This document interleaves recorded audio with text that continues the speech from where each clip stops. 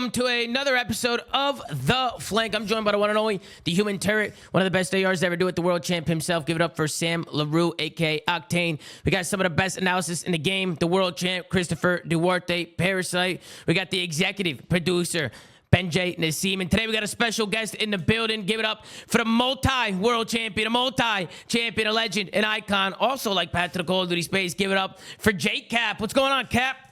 Nothing much, Tom. Happy to be here. Yes, sir, man. I appreciate you hopping on. Big one. Is it your first time on a show? I think so. I never really talked to you about it, but I kind of avoided y'all when I was coaching just because Makes sense. It makes sense.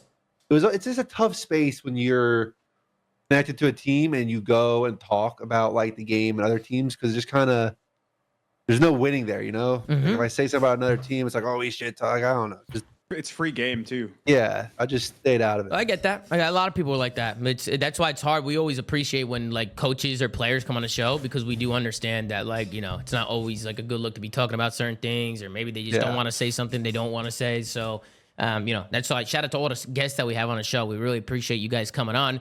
We got Benjay in the building. What's going on, Benjay? How you doing, brother? Not much. Long stream today. Good coffee and cod sesh. Excited. It's an interesting weekend of matches, so I'm excited to get into it with y'all. Unfortunately, my fantasy team in our league did not do too good last week, so I'm hoping we can go into break 1-1. No, I didn't get a good week from Simp. No, I didn't get a good week from Simp. Your team sucks. I can't relate. You're shit talking Simp then. You're shit talking But if Simp. Sim's washed, if it's not just a bad week. We're shit talking Simp. No, I'm shit talking the rest of your roster. What's going on with you, Sam? How you doing, brother? I'm doing good, man. Cooper Kupp gave me 0 last night. I'm a little upset about it still. First round of fantasy playoffs, not good. But other than that, it's good Call of Duty. Can't wait to talk about it. It's going to be great. Hell yeah. Then, of course, we got the one and only. Fuck that guy. We got the one and only. Yeah, same with you, Nick Pasquale. Fuck you, Nick Pasquale, from the watch party today. If you know, you know. Duarte, how you doing, brother? You doing all right? I'm doing good. Same shit, different day. In terms of the fantasy thing, dude, I chalked my roster up on fantasy when I saw that C9 was getting server cheesed. But the stonks for C9 might be back up after today's performance. They looked a lot better. Yeah. And yeah, can't wait to talk about the matches. Hell yeah. Pat, games ended pretty early today, so Pat will probably join us hopefully somewhere during the show. So we decided to just start the show anyway instead of waiting today. So I'm not sure about Pat, guys, but he should be here. But we'll see what happens, folks. I don't know where this lays up to right now. But he should be joining. But I don't want to waste any time. We had 4 series. I want to get into it. We got the first series of the day. We got the LA Thieves going up against the LA Guerrillas Genomates. This one ended in a 3-1 fashion in favor of the LA Thieves. Only map for the Genomates was the Control, which ended up being a pretty good swing mode for them, but just not enough in the hard points. You can see that last map, actually both hard points extremely close, which I think a lot of people didn't expect from the Genomates going into it. So we're obviously going to break those down. But let's scroll down, take a look here at the stat sheet. You got a 1.2 from Ernie, a 1.22. You got a 1.10 from Paco. I don't think that's any surprise from us, seeing Paco and Scrap continuing the fry in the slaying department. You got a 0.8 from Envoy and a 0.95 from Dan. But, hey, doing what they got to do to get the dub. On the other side, Kismet and Lins, both positive, but it's the ARs who are struggling in the stats here. And then you scroll down here, match MVP goes to Ernesto, a.k.a. Ernie, Scrappy. We'll start with you first, Sam. These are your boys, Sam. These are your boys. And I want to get your thoughts on the series. I know they got the dub today, but I know it was a sloppy series from the boys. Yeah, it was 2 of the worst hard points I've ever watched, fundamentally, as an LAT fan. I do want to give Gentlemates credit. They definitely played a lot better today than they did last week. Their hard point last week was horrifying, respectfully. So I think that today they played a lot better. I love their sub duo. Lindsay and Kiz had a great series. I don't want to kick Preston while he's down, but definitely to be desired on that end. But I mean, I think this series is more in the clips than anything. This was some horrifyingly bad fundamental hard points. Yeah, we're gonna talk about it. Got a lot of stuff written down for this one. Good win though. We'll take it. Ready win. Yep. Cap, what did you think of the series? This is also used to be your camp here, Cap. How you feeling here? It's the Battle of LA, bro. It's never easy. Yep. And usually it goes the other way. So the fact that they won it all, you know, they broke the curse. They did it. I mean, that is true, right? LAG's record against LATs in terms of like a franchise is insane, horrific. Right? They were waxing me, dude. I don't know if it was my fault or what, but I got us the first one. I set the series KD record. It was real ugly. I don't know. Well, it's a closer series than we thought today, I'm sure, but like you said, especially the hard points, but win's a win. Yeah. Duarte, what about yourself, brother? What'd you think about the series? You guys are still talking about the hard points. They were very close, but I'm still talking about the S&D here. I said that LAG or Gentlemates is S&D this year. For some reason, I just had a feeling that it wasn't going to be good. I feel like they have this like weird disconnect with the way they want to play. And especially with like Linz. And not that Linz is playing bad, because Linz actually played really good. But I just feel like they have this weird like team disconnect, and they got to figure out that game mode, and they continue to struggle in another S&D here today. So S&D, their S&D hasn't been good. They're now only one of like 6 hard points they've played. no, they haven't been good at hard point either. But their S&D is like, I don't know. I'm still not like God, it's sold on not it. good anywhere. Fuck. I think the only game mode that they've been like decent in is like Control. Control look good though. Yeah, They look real good. But I'm pretty sure they were one of the best Control teams back in like MW2 when they had Preston on their roster, right? And Taco as well. And they were good last year. So, I mean, yeah, I just think they get a lot to work on when it comes to the other two. Can Ben? We'll get your thoughts, but I just want to pick your guys' brain. Can we get a new game mode or what for this swing mode here? Because this Control, I mean, we've seen Volt Control every single series since the league has started. We have not seen another map in the series. 16 volt controls. Has it been 16 already? That is insane. Yep. That is 12 series last insane. weekend, 4 today. I had mentioned bringing in headquarters as a third game mode. They laughed at me. They laughed.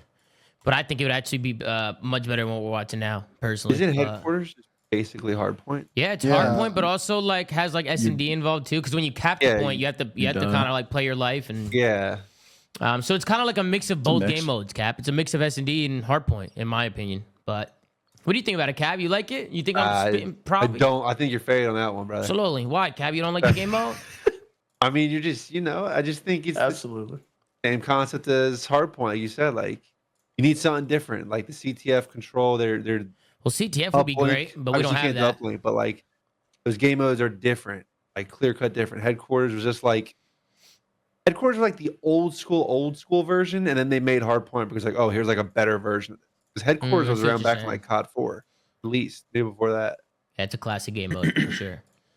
So, what do you guys think for our third game mode? Do you guys want to see Volt Control all year or what? I mean, this is just. I want to see better maps. Yeah, I think we need. Yeah. I mean, that's gonna be a conversation we're gonna be having for like another 2-3 seasons. Because let's be honest, like, what are the odds they drop one season? And especially because the way they like to drop their seasons, we'll get like 1 or 2 66 maps to start, and then we'll get one later on. What are the odds that the first 2 are good and those get implemented right away? We're gonna this map pool thing might not like matter, or might be an ongoing conversation for like 2-3 stages. I mean, it depends if they bring back any legacy maps though. Because if they bring back like BO4 stuff or like another map that could be playable for Control, then yeah. But if you're talking original maps, then it could be a problem. It just sucks because they brought back Hacienda, and Hacienda is like good, but it was nowhere near the best BO4 map at all. And Control was unplayable. And Control's still unplayable, by the way. So if they're really lazy and they just added in for Control just to get a third map, I have a feeling, we might start seeing Protocol, but it's not because the map is going to be better. It's because they're going to auto veto Hacienda now instead of Protocol. Yeah. I just think like. And what do you think about the series, Ben? Well, the series, we'll get to the series in a minute. I just think to finish the Control conversation, I just think starting next week because we got a break coming up. It's just huddle on, okay, well, step one, are there other maps that are not in the pool currently? Do they maybe work for Control? Probably not, but it's worth a try if there's anything there. And to your point, like, do we need to now tweak the game mode? Do we maybe increase the number of lives? Just the time? Like, what little things can we do? Because these maps are not it for the game mode to try and make it like 10 or 15% better. Like, you've got to try and exhaust all options here because I don't know if they're going to swap out the game mode. I don't know if we're going to go to only 2 game modes. You just got to try and at least make it better before this break. Make it better for the amateurs. The amateurs are going to be the first one that's going to have to play it because they got to play on the 6th. There's conversations that you can have about every game mode at this point. A lot of people like a lot of pros have been like coming on like the watch parties or even like I'll talk to them in ranked, and like sometimes they just have like opinions that I didn't expect them to have. But like some people said, like Skyline, although fun to watch, it's fucking terrible. And like in a competitive setting, people obviously don't like Vol or Protocol or whatever Control for this reason, that reason. Red Card is still one of those maps that like although maybe some viewers might not like it, the pros like it. So like. Dude, there's a conversation to be had about the maps and modes everywhere we go. It's kind of insane. Like, this is the messiest it's ever been. Mm-hmm. Well, I have a question. Yeah, go ahead, Cap. No, you're good.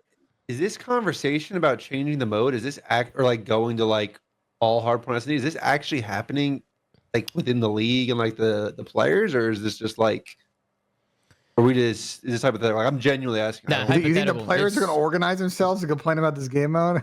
Go on. Yeah, I Well, think this that's what is. I'm saying, the I league think this too, is just like the- us, like just getting the convo started. Okay. Cap, Yeah. just trying I mean, to the- like figure out what to do here. We like to push 'cause- agendas here, Cap. Yeah, Yeah. but the league Yeah. listens to like the community feedback. So like, I was just wondering, like, if we all have some connections in here, if we've heard anything that like it's actually a possibility, or if we're just Nah. No, we're bullshitting. Yeah, just we're cool. I enjoy the conversation. I just Yeah, didn't know I if it mean, was a we real hope. thing. I mean, that's just hope we get in the convo started. Maybe it can just get some opinions going, get some opinions flowing, right? Same thing with like the GAs, the snaking, the sniping, right? Like just getting the combos going, just so they actually do have the combos. Because if we didn't have the combos or nobody was talking about anything, shit, I don't think anything would happen. Hop on Black Ops 3 or AW for map 3, play uplink, and then hop back on this game. Because Yeah, every series has come back uplink. I'm down. That'd be unbelievable. I'm down. That'd be unreal. I wish. Let's bring back uplink. Get the hashtag going. Hashtag bring back uplink. But let's hop into the clips here. First thing I want to talk about is the P4s. We were talking about the P4s during a watch party. LA Thieves, for some reason, having a hard time holding on to these P4 spawns.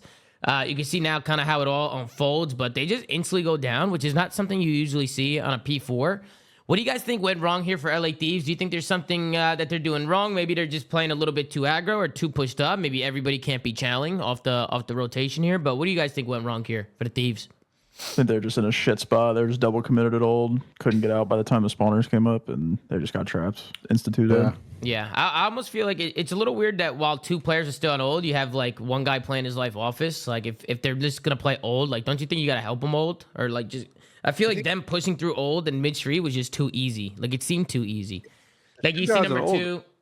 Number two gave it up. Like number two was on a back truck. Right. He gave it up, and then Envoy's in the office by himself. Like they're not really. in Then any it comes position down to, I trade. think it comes down to 1 and 4. 1 and 4 Yeah. both turn their backs. Like one of them should have been like at least looking towards the front and getting info to see if they were hitting old, because they just number 4 essentially just gets shot in the back for free with zero information. Answer was the he? chat. He said he has CTE. Yeah, number 1 and 4. Yeah, We had fucking look like on the CTE on mini the map, rewind man. last week too. Fuck. It One looks and, like one and it, bro. 4 are Lock that in. blacked out. What's bro. these cats in fucking CT? We Man, had CTE on rewind last week against FaZe. When's this shit going away? We're Antonio Water- Brown. What the fuck? They just look forward so they don't get two-pieced in the back by skies. They're probably fine here. Yeah, it just you Like, don't usually they're see just not this. even looking for this old push. You don't usually see like a clean wipe like this from a P3 to P4. It's usually pretty hard to do this. So it just looked really easy here for the gentlemen. And obviously good plays. They were down by a lot. Think about how bad this map could have gotten if LA Thieves actually locked down this P4. Could have probably been pretty bad there. So good break from the gentlemen. Then we move on. We head back over into the P3. Now this is where P-Dog streaks. This is on the second rotation. We got pretty much a tie game here. Look at when P-Dog streaks. Look at where his teammates are. One's dead. One's fucking. And I don't know. Did the guy die before he called in the streak? Let me see here. I think it was like as he was Yeah, I calling think it was like it. the same time. Yeah, but he's in the mix was anyway. all- Like he's yeah, he was gonna at die. old. Like he's like. I feel all like the it's. time. So he ends up Like he dying. should not be Kiz streaking is in this already dead. situation. Kiz is already dead, which Yeah, makes Kiz it is bad. dead, and he streaks as like he definitely Yeah. commits to the streak, but like as Kiz is dying, so he knows. This streak was just It was not just good. like nobody seemed in position for this. So like, even if P-Dog gets kills here, what's gonna happen? Like these are just gonna spawn good anyway and just throw. That's tags what I'm over saying. I don't everybody. understand the purpose of the streak anyway, because like you said, every kill they get, they just reflood the lane that you just streaked without any gunfights. You just walk up and get back right where they were. Yeah, and the reason So why I'm unless bringing they're up just this trying to play clip- through hill, like I don't know. Reason why I brought it up, Sam, is because we got to be better with our Hellstorms at this level, man. Like, Oh, if we're you- starting the combo early. 100%. I mean, if you get the Hellstorm, why play for the Hellstorm? You know what I mean? If you're gonna just play it like that. Oh, Just we're keep- starting the streak combo already. It's Bro, week I'm not 2. gonna lie. People get so excited when they have a streak, bro. They just call that bitch. I'm not in. gonna lie, the Yeah. streaks in this game are kind of ass. Like you're almost like you're most of the time you're not even trying to get kills with the streaks in this shit. You're trying to get kills with your gun by making people Make 'em transition move. in Yeah. play. Like if they wanted to actually try to break that hill, they should have played in like P1 and like around their courtyard, like so that way they can basically make they can make a decision that's like way better based on like where they see players, because if they're playing around courtyard in P1 they can either attack the hill or they can like go for the back. It depends on like where they spot the players and if they get kills in transition. Wait, did anywhere. y'all see what Dan just said? I did just see that. What'd he say? That, just, That can't be true. What do you say? Your teammates' your trophies teammates' block your trophies own block your own cruises, by the way. cruises. Wow. That So cannot be true. That's How they insane. not fix that then? That's horrifying. That is crazy. That's We've I got didn't even know that. a month. They might not even be aware, bro. They probably might not even know that. I didn't know that. So That's I- horrifying. Wait, I- Dan, have you told the devs that? Like, the devs have to know, Sure, right? that had to be relayed. If you guys haven't told devs that, then that's Bro, the not one other S&D, shit, but- the S&D spectator glitch has still not been fixed. I doubt they're aware that your own trophies block your streaks. Just There's an to audio keep the bug in clips the game, going. too. Just to keep the clips going here. We go into the second P4 rotation, and again, it's LA Thieves who are here Right then. early, and they have a hard time holding this rotation. They do a good job initially, getting a couple kills here. See Priesta, he comes in through the back, able to find one. Lins gets his trade. That pretty much opens the map here. This is what I love, though. And we saw this with Thieves last week. Remember when Thieves were? CT again. You Yeah, think I so, was gonna Cap? You think he's got CTE I again? keep Dan, getting again? shot, on this, shot in the back on this rotation. Look at Again, him. Dan? Again? Dan, lock the fuck in, bro. He's slowly walking backwards to just getting shot in the back. Yeah, he is. This guy. He's trying to. It looks like he's trying to like help court or something. But yeah, Dan ends up getting shot in the back again. And I wanted to highlight the play of when gentlemates are in this position right now and they know one guy's in the back, instead of collapsing on Hill and focusing on the guy in the back, is just a good heads up play. Because remember last week, Sam, we saw Envoy and them get the kills and they didn't hit the last guy out in the back and they just hit Hill and it collapsed after. I just think it's a good heads up play from gentlemates. Push the guy out in the back. It was honestly a clinical break here. I think the P4 breaks here is what really costed him here. But what did you guys think, Cap? We'll start with you. You said Dan trolled. What else, Cap? What else did you say? I don't know. It's a pretty good break. I mean, you know, It was a you good got break. It was two a very guys, good break. gentlemates working around the back, and like when their two teammates die initially, they kind of slow down a little bit, not too much. They slow down a little bit, wait for their teammates off spawn, get back in the play, Mhm. and you know, it's good teamwork. Yeah, good teamwork from the gentlemates. I like where they were focusing there. Chris, Sam, Ben, and you guys got any comments on this break as well? The P4s were rough for LA Thieves in this Cap's map. so smart, dude. I like it. Even though Dan got caught with his pants Thank you. down, I like that they did go around the back of the hill because I did want people to start playing around the back a bit more Cap. to block the spawn. Sent one guy to the back, the rest of mid street. As Nah, I said. they said two guys off. And they, where right did they end there. up? Where did they end up? What do you mean? Mid street. Well, yeah, that's because the guys came off spawn from old. Where else are they supposed to go? Fucking Oh, you want them to Sugonville? hit the back? Can't though? all go around the back. They can't That's what can't Chris all wants. go around the back. No, Chris wants them to hit the back. said the majority, or at least Cap, half. one guy went. Majority 2-2 split, man. That's 2-2 the way to splits go. fine. Hit the 2-2 splits fine.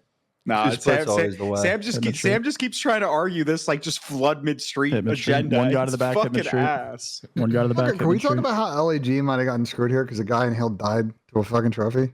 That's good work. No, that's calculated. It's good work. calculated, bro. They were Like, scrimming that. that's actually an insane They were balance. scrimming that. They were telling me. in this fucking map. Yeah, bring us to They were the end of the scrimming map here, of the map one, because it just got mixy. I mean, it was just a battle of P1, just constant trades, constant floods from both sides, and LA Thieves were able to get in here. I thought right here, like somebody from LAG, like I'm thinking here, somebody from LAG just slide in and contest for a second so we could take it to a P2, and while that's Well, happening, I think they were fucked anyway because no, of no, that no, stage. no, no. Listen. While that's happening, while it's contesting, number 7 should try and take a route while he's contesting because he knows they can't win there. So if he could take a route, maybe get to new while they just get in and contest. Like, look, nobody's even watching it. Like, Bulldog could have ran right through and just got the P2 and like played around 10, maybe snuck there, maybe flipped the spawns or something. This is not over yet. Like, they could have maybe made something happen here. I think LAG's whole flow was kind of off there. Why did they not get in and contest here? Hey, what was the transition before this hill even popped? Like, how did this, like, I want to, can we see how this whole P1 popped? Because I feel like there's a lot more that could have done. The fact that LAT got that burger spawn, because, like, right here when this hill's still up, the fact that LAT went and got that, like, burger side of the map is probably what eventually just won them it. So, wait, they didn't even get it. They spawned out. These kills are, these kills right here are what guaranteed them the win, basically. Looks like Oh, they get a clean wipe. I mean, they get a a clean wipe. wipe? here. Yeah. Trophy Wait, system. how do they trophy, lose? Trophy The system. Trophy kills him in Hill. That's the point I made. Watch what happens. Wait, I got to see this. See you later, Case.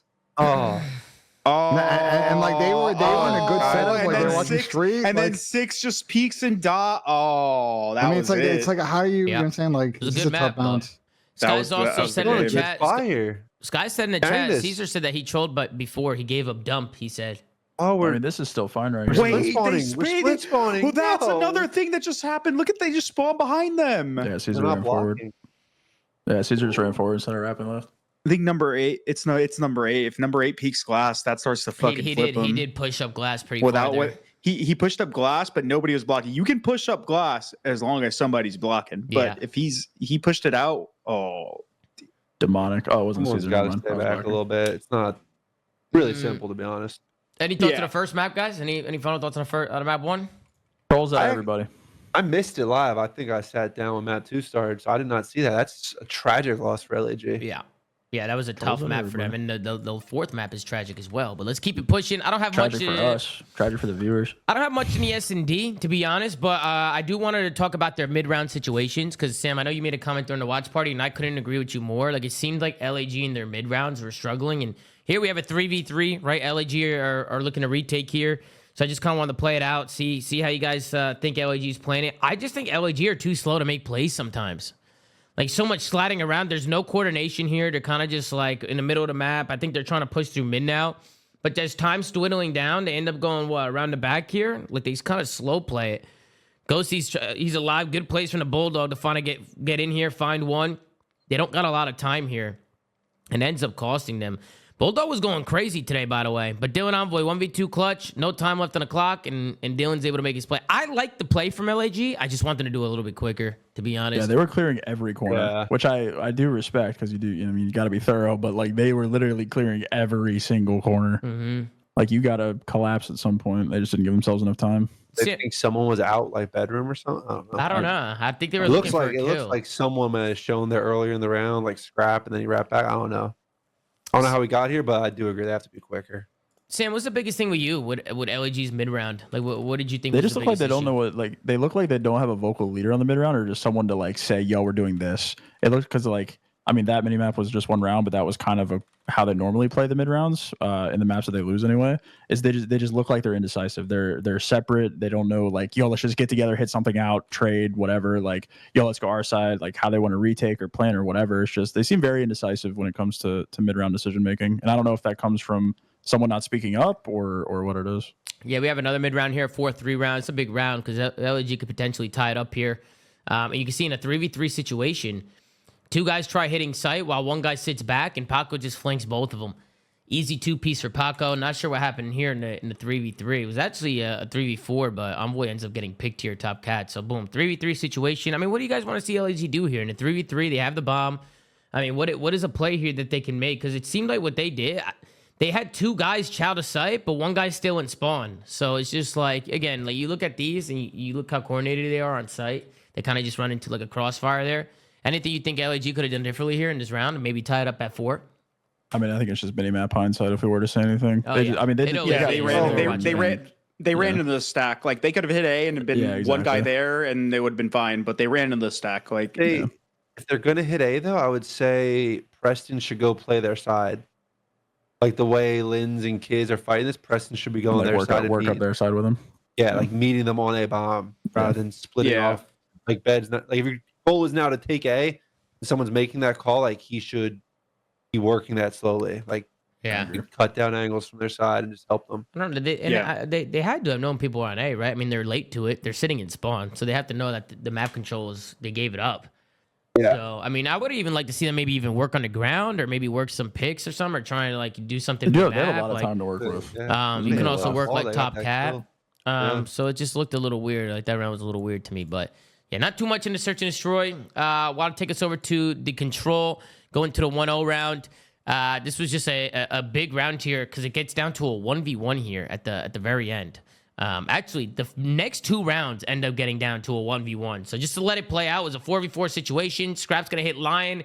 He gets traded out. Kismet with a big 2. Lins with another one. 1v3 situation. But look at Paco. He finds a 3-piece Lion. And we're left in a 1v1 situation here. And I actually thought Paco was just going to slide onto the hill here. He kind of burger slides into the palm tree there. If he's able to slide to that tree, like decisive and get down, like if he didn't fuck up his slide, he probably would have been able to clutch that. Because once you get on the point, now Caesar's got to fucking run at him. You know what I mean? Yeah. So I was surprised he slid at all. To be honest, I thought he would like shoulder the door to see if he was top art before he decided to slide out. Oh yeah, he probably could have done that as well. It was a good try though, and it was a good play from Caesar. I like the play. I like the off angle. He won 2 ones. He won the next round too. Yeah, then we get into to the next round. Get to the end of the round here. We got a 4v6 situation in favor of LAG.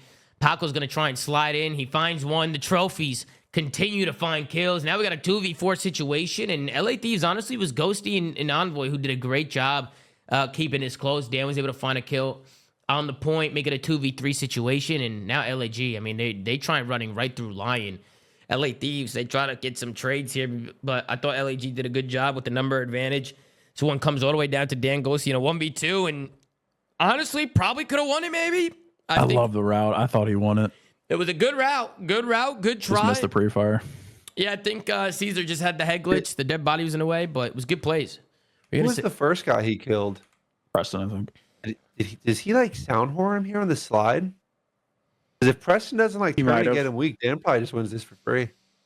Yeah, because Dan like super slid out. So like if he gets sound horror timing here, of Preston turning like changes everything. You know what I'm saying? If he just hurt shoot him. in He the probably back, hurt him. He might have heard him slide right here. Yeah, just like because the way he reacts, or... he definitely hurt him. There's yeah, no way. yeah. Like, there's no way he's like, oh, he could be behind us. Like that looks like he definitely heard him. 100%. Well, sound horning is like a big thing these days, man. I feel like everybody's getting sounded, and I think it's spectators who are hearing it. I don't think it's the players. I wonder if that works in Chris. Does that work in control too? I think it does. The spectating in control.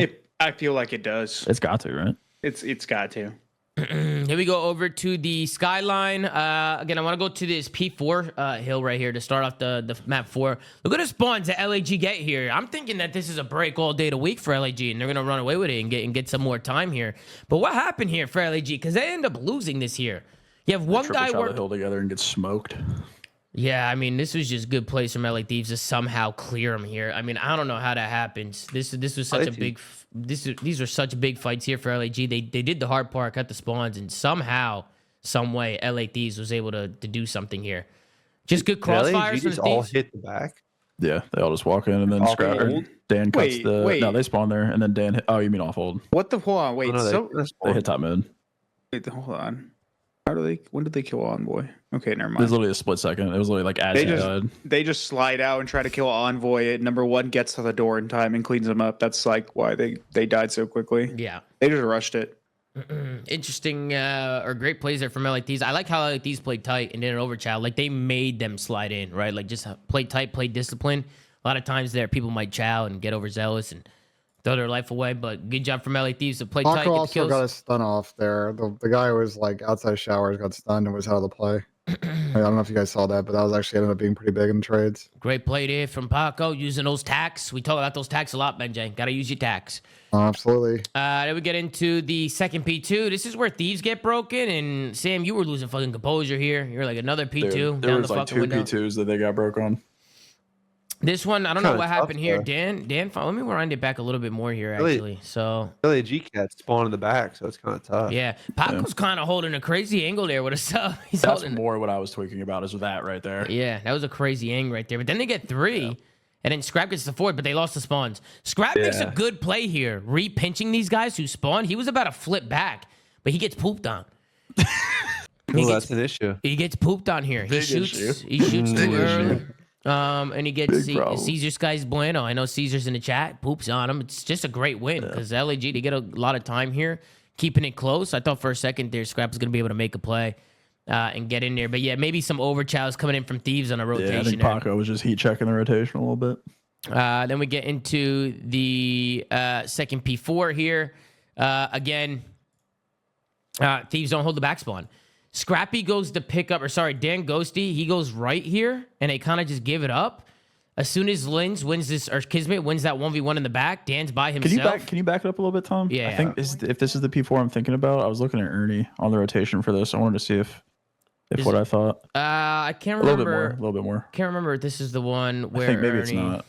He was like he ended up re-hitting Plat when they were pushed out mid and gave up like a weirred top mid timing. The one where Ernie did that ended up not affecting him too much anyway. He still got the kills. Yeah, I think it might have been the first one. So I didn't write it down because it didn't really matter. Number 2 gets some insane timing. I don't know if Paco read the pressure because he did spawn like right in front of grass, but he spawns right in front of, I think it was number 7, right before this. Again, so he doesn't pick up the left side and then he dies and they collapse on the back. You'll see it. Mm-hmm. You'll see him spawn right here, and he doesn't look to his left, and number 7 runs right underneath him. And by the time Paco realizes it, he gets in a shit gunfight, dies. This spawn's blocked. They just overwhelm. Number 1 gets shit on by Preston, and then they collapse. Yeah, 100%. Paco, he had to pick up top stairs too, though. So it was kind of like exactly. Like, and since he spawned there, like he probably thought he had time to run up the stairs, check top, then look down because he spawned so like freely. More close, yeah. But yeah. And then obviously Gentlemates do a good job getting in there, keeping this map close. It was honestly a very back and forth map here in the skyline. Then we get to the end of the game, and holy fuck. Psychotic. This was insane. Just the end it here, you can see how the series ended and how LAG was able to close it out 249 to 235. And LAG slides to the front and wins the fights. Not only do they win the fights, but they spawn them out front and flip the spawns here. So I'm thinking this is over. I thought LAG had this in a bag, and we're going to a map 5 here. And then just to see how it plays out, LA Thieves, they have no play but to storm through the front here. I have no idea how they were able to get in here and break this. But you can see Scrap able to find one, couple kills go down. They let Paco pinch as well, find another one, and then it's Dylan Envoy who is able to find a big two-piece. So unfortunate by both teams, bro. Well, first of all, Ernie's insane for challing out of the hill, tying to Caesar on the rotation. Absolute heat check. Hey, let me see what happened here. He dies right on Scrap this clip dies right at this here. door. He dies challing out of the door to Piano. Look at Yeah, right there. He does. So he Who's in the dies. hill? Number 2's in the hill. He just gets 2v1'd. And then, bro, Caesar spawns, and I actually like the play. We were critiquing him on the watch party because it's such a nitpick, but if he plays the table, because he has to pick up the back. He has to, because he would pick up Paco here. If he plays the table instead of playing the left corner, I think that they could potentially win. Like, he could still die from plat because Scrap has an AR. If that was a sub player, he would have been fine.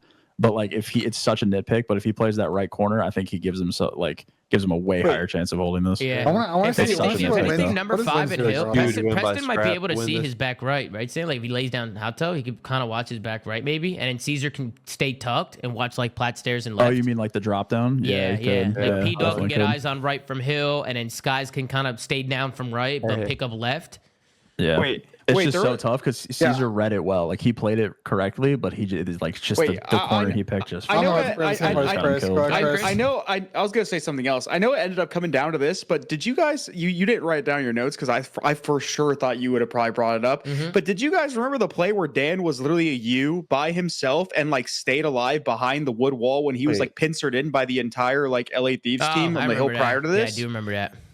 He lived that whole time when he could have died, and then they end up getting collapsed on and getting broken, Right here, like the LAG did. And I was genuine, bro. I tweeted after this map was over, crazy. and I said, I don't know how he stayed alive. I had CTE because I was genuinely confused how they let Dan live this fucking long, stay alive, and then get rebroken. Like, dude, he is here by himself. Did they just forget? They gotta kill this guy. They're just holding. Bro, are they why don't they fucking push on him? Yeah, I don't know why don't they Just push him fucking here. challenge guy. He's one shot. Experimental on trades. Yeah, And I then now remember it's this. too late. Number 8. Then they just whoop. Dan knows how much I bitch about that, bro. You gotta Gotta kill Yeah, look at the the gotta spawns, kill Chris. Look at the spawns. Once you get 2 or 3 kills, you gotta do everything you can to kill the last people alive. It makes When life they so broke, much easier. when they This is broke the- this shit, I was just like, There's a What? criticism we've had of LAG in a lot of situations we've broken down these free maps. Like, to your point, they just don't react and move quick enough. They don't play with decisiveness. And to your point, like, letting Dan stay alive here is how Yeah, that's he's actually crazy. just rebreaking. Dan- You Dan have to pop push camo, that guy. bro. You have to push Yeah. that Can guy. you go to the last clip though?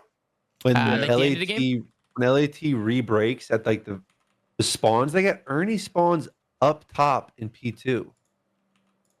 Otherwise, Talking about right here. Like, you just let it play out, like, from here, like, Yeah, last 20 yeah, seconds. yeah. Ernie starts pushing through. Skip forward like 10 seconds. oh, when Envoy did this, I was also mind blown. I was like, No, wait, it's we're right fucking here. This throwing. is what I was tweaking about. Ernie, like, I don't know what he's doing. Maybe I'm tweaking right now, but I don't know what he's doing. They got to know that mid route is the only thing open right here with what Dill's doing. Like, he's holding like plat, like going back and They're forth bottom miscommunicating. bed. Like, Ernie has to play for the I stairs think, pinch think, there. I Yeah, think he's- Envoy called out 2 guys cat, and Yeah, the way Ernie, he's running it down there. Ernie Yeah. thought Wait, but that they were also- going to go right. Like, they were going to go towards him, but they didn't. But Envoy sees Envoy- him but here. Dill Like, he would've makes seen the him, though. call. Yeah, Dill Dill would've makes the seen him call. going plat, What is he though. blacking out? That's Hey, what. That's why I. No, That's why I was tweaking no, the watch Ernie, party. Ernie, what That the right there. hell? Ernie's definitely blacking out right there, but at the same time, I think Envoy tried doing too much. And although his play would have been like good if he caught the timing and maybe his teammates reacted, I feel like he could have just played like a lot more simple. I And, think like, I love 100%. that piano pinch though. If you're hard blocking, you know they're gonna be like crossing top No, mid for but this rotation. the timing of it was bad because he essentially put way too much pressure. Scrap essentially has to come off spawn and like pick that up guaranteed. But also there's like the secret route they could hit, go like back. assuming that Envoy shit doesn't when pick it up in Scrap's once? time. Like Well, I just think if he plays the table, it also just buys so much time. yeah. There's just They, he's go putting ahead. a lot of pressure on. He's putting a lot of pressure on Scrap. There is what he's doing. Right here, Scrap spawns up top, and so does Paco. That allows them to hit the fucking routes they do. Otherwise, they would have to just flood with Dan bottom. Then it's probably a free win for LAG. Wait. At the end here, like right Yeah. here. Yeah, because he Looks doesn't like it spawn broke. piano. He doesn't spawn piano or kitchen. Why do they not spawn where Dan just spawned? He spawned on the stair, like the bottom of the stairs. No, Or he he's- No, they no, spawn no, on that top. guy He's spawned on spawn top. top. He's Yeah. here. They He's- both spawn he's top spawn- because look at Wait, the route. wait, All 2 and 3, 2, three of 3, them also Look two, at the route three. spawn Scrap top. hits. He hits Wait, you're top to the right. back. You're right. You're Yeah. right. Now the spawns were a little. Why is that? The mini map is so like hard to see. Like But you just don't Yeah, know if no, they're it's top or weird. bottom. You don't know It's where so they bad. are. You don't know where the fuck he's spawning. That's crazy, man. I haven't seen that, but I figured they would just spawn down low, like the default. That's why I asked Ernie during the watch party too, like how you determine P4 spawns when they're spawning front of them, because it just seems random as fuck to me. yeah, well, that's the thing, dude. In these games, these new like era games, it's not like a specific spawn point. It's just like a general vicinity, and you just like know the general vicinity. That's why it throws off timing so bad. Shout Mhm. out Dylan Envoy spawning at the end of that map to win it Who cares if you're triple neg? Win the game. because he was not Yeah. spawned in for the first 10 Yeah. plus minutes. Name will And- get and called I- eventually. Bro, I Yeah, still and- can't believe Dan lived you for literally like 20 crazy. like That was seconds. agreed. I And, didn't and notice. it's by real himself. tough. It's real tough because that spawn Paco at the back, and between Lynn's kids and Preston, like none of them are watching pinch because they all think they're coming in the closet Bro, or, it actually or had to be fucking just bed. like Yeah, they- 6 individual just plays had had to to go hit it wrong front. for gentlemen's right They're- there in order for Yeah, them they're to literally lose playing that. for the trades, and Paco gets a free, and then goodies from Dylan. And I mean, I think Ernie made it best. I think there's no way if you're a Thieves fan, you come out of that series and think you played like A-level COD. Like they got away with one today. Could have gone game 5. You never know what happens there against an LAG team that we've seen clutch up and throw game 5. I think good vibe for Thieves. They continue being 3-0, but you know, Well, eventually sloppy maps are going to catch up to them at some point. I will commend I keep calling it fucking LAG mates for playing that series pretty close in the majority of the maps, but at the same time, like with how LA Thieves was playing COD, I get it. Like they're playing against other people, and there could be a reason they're playing against that. But the way they were playing just blew my mind at that LAG couldn't capitalize on it. Like they should have definitely at least pushed them at 5 because both teams are playing some of the most terrible hardpoint I think I've ever watched in my life. That series was horrifying, bro. Yeah, that It was reminds me bad. of the Optic fucking Vegas series back in fucking Oh, MW3 they were with playing hide hard. and seek. When Ken was tweeting, they were playing hide and seek. Yeah, Yeah, that series looked those hard points were so bad. Let's move forgot on. about that. We spent a lot of time hold on on. that We're not series. going to move on. We're going to Pat joined this call mid conversation and said nothing. Pat, how's your day going, brother? Hey Pat. Hey Pat. Going good. I didn't even know you were in here. Hey Pat, how you doing? I just joined 5 minutes ago. Oh. Ben's gassing it. You guys are mid-convo. I wasn't going to talk. I'm doing good. Although I'm a little bit perplexed. Why? No stunner. Sorry. Jkap, I'm looking at your webcam right now. Yeah. I see a bunch of books. How many of Yeah. those have you read? Be honest with me. Don't lie. Um, Great teacher. at least one. I read 1984. Okay. Raybuck. We're on the board. Not looking good for the rest. Okay. Listen, man, my fiance loves reading. This is, the result. Nice little start of a Understandable. library. Understandable. Both I of just had to those. check.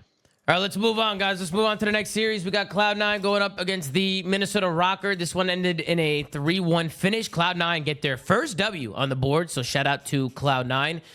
The last two maps were honestly just a one-way. I mean, Minnesota ROKKR dismantled them in a control, and then C9 dismantled them in a hard point, almost a 100-point club in a fourth map. The first two maps is where C9 was able to clutch up and win this series. You scroll down here, take a look at the stat sheet here.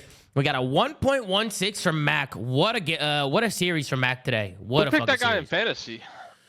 Was it you, Pat? Was it you? Oh, Pat? it was me. Ah. Wow. Yeah, Nice that's a job, great pick because he went crazy today. And then the other side, you got a 1.16 from Nero, who I also thought was phenomenal today for the Minnesota ROKKR. I know they didn't get the win, but I thought Nero's been just playing really well for these guys. So great plays from Nero. The ARs, negative for the Minnesota ROKKR, and same for the for Cloud9. So, Sam, maybe you're right. Maybe the Jackal is OP. Maybe it is. 0.75 out of Dante. Y'all hear that? Crazy. The SMGs were balling this series. Yeah, but MVP coming in from Mac. Ben, I'm going to let you have the floor. You've been very vocal about this. What's going on? What's going on with Dante? I mean, listen, They for got the dub, man. They Cloud9, got the dub. they got the dub. They're on the board.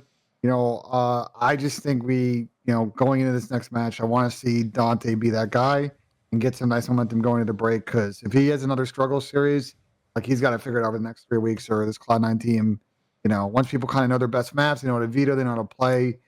It's going to be an issue if the ARs are this inconsistent, because Dylan was also having issues last week. But again, as we talked about, you don't really know how to evaluate this series. I think if you're Cloud9, that second map was kind of interesting. We'll talk about the clips. That one went the distance. Well, you like the finish on the Skyline. They won pretty cleanly. So Skyline was good perfection. momentum. We had actually a great listening from C9 on the Skyline. We'll tune into it, and just they were hyped the fuck up, bro. You could tell they really wanted to win, and they were pissed from the first weekend. So, Duarte, what'd you think about the series? 3-1, Cloud9, ROKKR fall. Yeah, I'm glad to see C9 finally get a win on the board, because I thought their roster was better than their last couple showings. I'm kind of sad that Attach didn't do too good, because he is on my fantasy, but Mac played very good. He didn't do that bad. But he's not having I need him to do more on fantasy. And then it sucks to see Esther will have like a pretty damn good series now, and then kind of Minnesota kind of losing that one because he's been a little bit more quiet. Nero continues to play very well for his team. That guy has been fucking moving on this game, but unfortunately, they fall. Control player in the game right there. Yeah, that guy goes ballistic on that map every time, dude.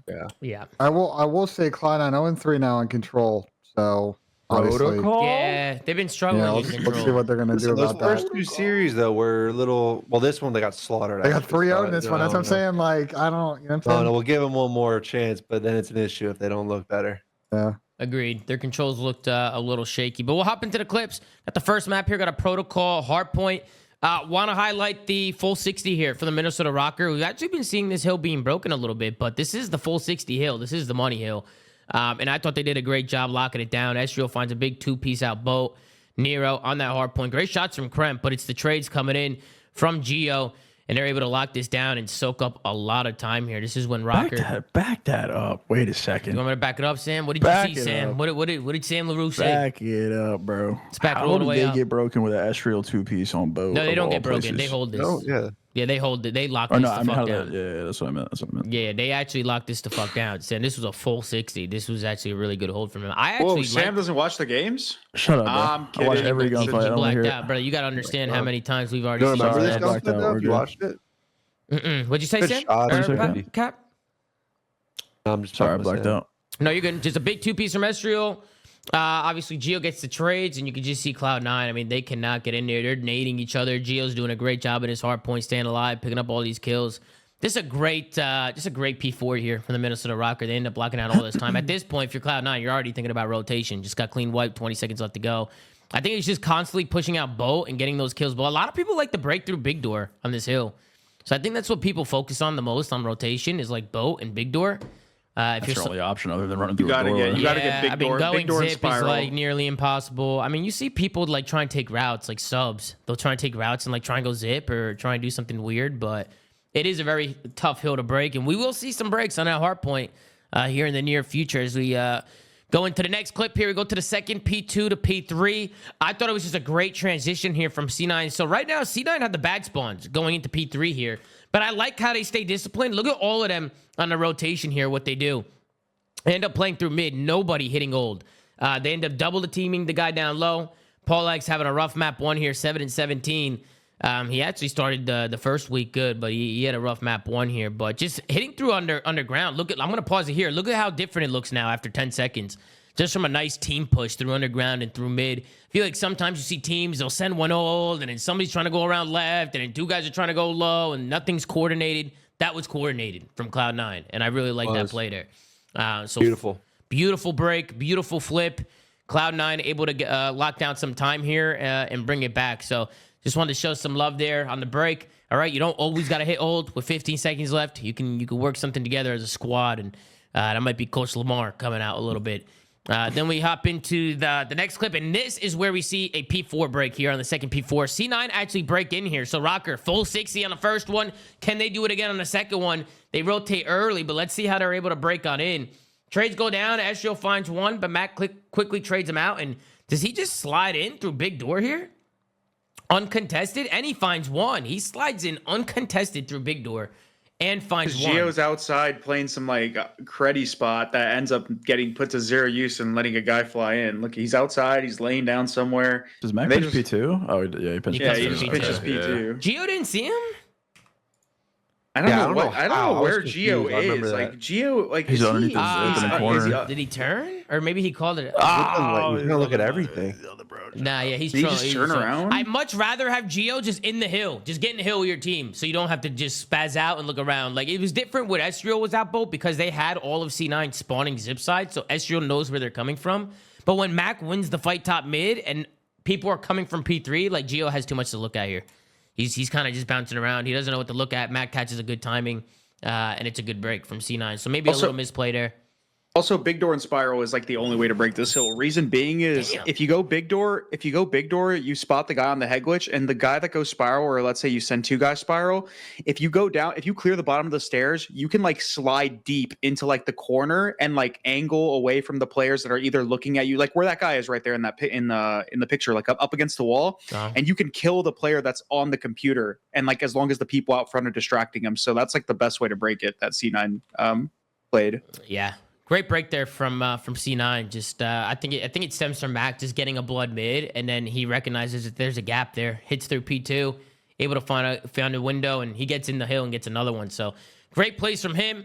Then we get here towards the end of the game, and again it's going from this P2 to P3. I love the plays here from Mac. Look at the route Mac takes off spawn here. So Mac, he's pushing ult. He finds one, gets traded out. Okay, they all spawn P3 side. Mac is going to spawn up. He instantly goes underground to make sure that what C9 just did, right? Flipping these spawns out when they all hit underground here. Mac, he slides underground, finds a big kill. Then Estriel, right? He tries to do the same thing. Now, what's the difference between Minnesota ROKKR and Cloud9 on this rotation? What's the difference, guys? They went together. They didn't do it together. Minnesota ROKKR's doing it one by one by one by one. Somebody slow the fuck down, make a play, and push it together as a squad, because now you have Mac who's playing ahead of the game. And there's another one as he cuts off right. Mac doing a great job winning his ones, but Minnesota ROKKR, they got to start pushing as a team in moments like this, because if they would have slowed down and maybe killed Mac there, could have looked a lot differently if they get through underground and flip these spawns. So obviously great heads up play from Mac, but ROKKR just pushing one by one by one. And just, has any roster with Nero on it ever pushed as a team though? Are you saying that Nero doesn't slow down for his teammates? He doesn't wait? Not even just I would say Nero and SU are very hyper aggressive, and they're gonna have to work. Like, they'll obviously drop bombs and have good maps, but I mean, little things like that. I mean, we've talked about it before, bro. Like, these people who have one gear, they don't change. Like, they're just always gonna have one gear, and you're living and dying by that if they're on your team. Sometimes it works. Sometimes situations like this.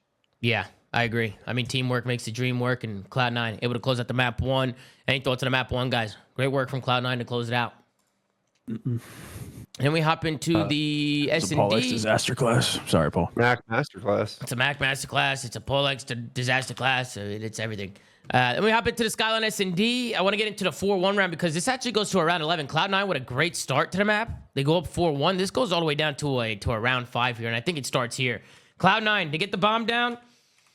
It's a 4v3 situation for Cloud9 when they get this bomb down. In my opinion, once you get the bomb down, that's basically like another guy, right? It's almost like another guy there. So if they're able to stay up, I don't know what happened here and how they got double picked here off this round, because this is a big round here. Minnesota ROKKR end up bringing it back, ends up going to a round 11. You got one guy pushed out hot tub, one guy pushed out front. No trades coming in from Cloud9. Now Mac is left by himself on the point. He's trying to stay alive, but Ezreal wins that one, and now that whole bomb control goes to the Minnesota ROKKR. What happened here with Cloud9? Just people They dying? just didn't pick a side. I think Mac was trying to help 4 on hot tub, and he kind of left Cremp out to dry and just didn't commit. Like, I think if Mac has an AR here, he's like spotting Force Cross on the hot tub because he jumps out of the map to kill him. But he also just didn't help Cremp, and they both lost their ones. I think if he stays like kitchen here, helps Cremp front. Mm-hmm. I think this round ends up a little bit different. Yeah, I think Cremp could easily just hold. I don't think he needs to push all the way up. Like, I think once the bomb goes down, he just play tight on the desk. I don't mind him playing there if Mac's like on the table or something like that. Because if Dante has all of his mid, Mac really doesn't have anything to worry about. So I think if he like plays table, like throws shoulders for Cremp, yeah, exactly. People need to start utilizing this bomb plant more. If you're gonna like plant on this bomb, you need to plant more to the right. That way you can see it from Cobble. And if that allows your team to back up and play a like further away setup, because there's no way, like if you plant on that far right side, you can see from Cobble. That means you can play like back in your spawn. You can take top control. You can like repinch mid late. But like if they plant there, you have like no choice almost but to stay by the site. or like do something quick. So like I don't like the way they planned it, and then they just didn't pick a side, like Sam said. Yeah, I think picking a side's the biggest thing. Like they seemed like they were on different pages after the bomb went down, and it ended up affecting them because then we go into the 4-3 round. And again, this is where the Minnesota ROKKR were able to clutch up, but it's actually Nero with a 1v3 clutch. We'll take a look at this and see how the hell he was able to pull this off. 1v3, Nero, he finds a gap, finds one off bomb, finds another on the desk. They completely give up the middle of the map. He's left in a 1v1. I love how he plays this too. He uses the objects around him to get pushed up on Dylan, gets him tagged up, but doesn't rush it. Gets the reload in. Kason would have ran at him like a moron. Gets the reload in. Nero. That random Kason straight. You know, I mean, I've seen too many I've seen too many plays where Kason doesn't have bullets in his gun. He starts running at people. Look at Animal. But good plays from Nero. I don't know how he got here and found the gap initially.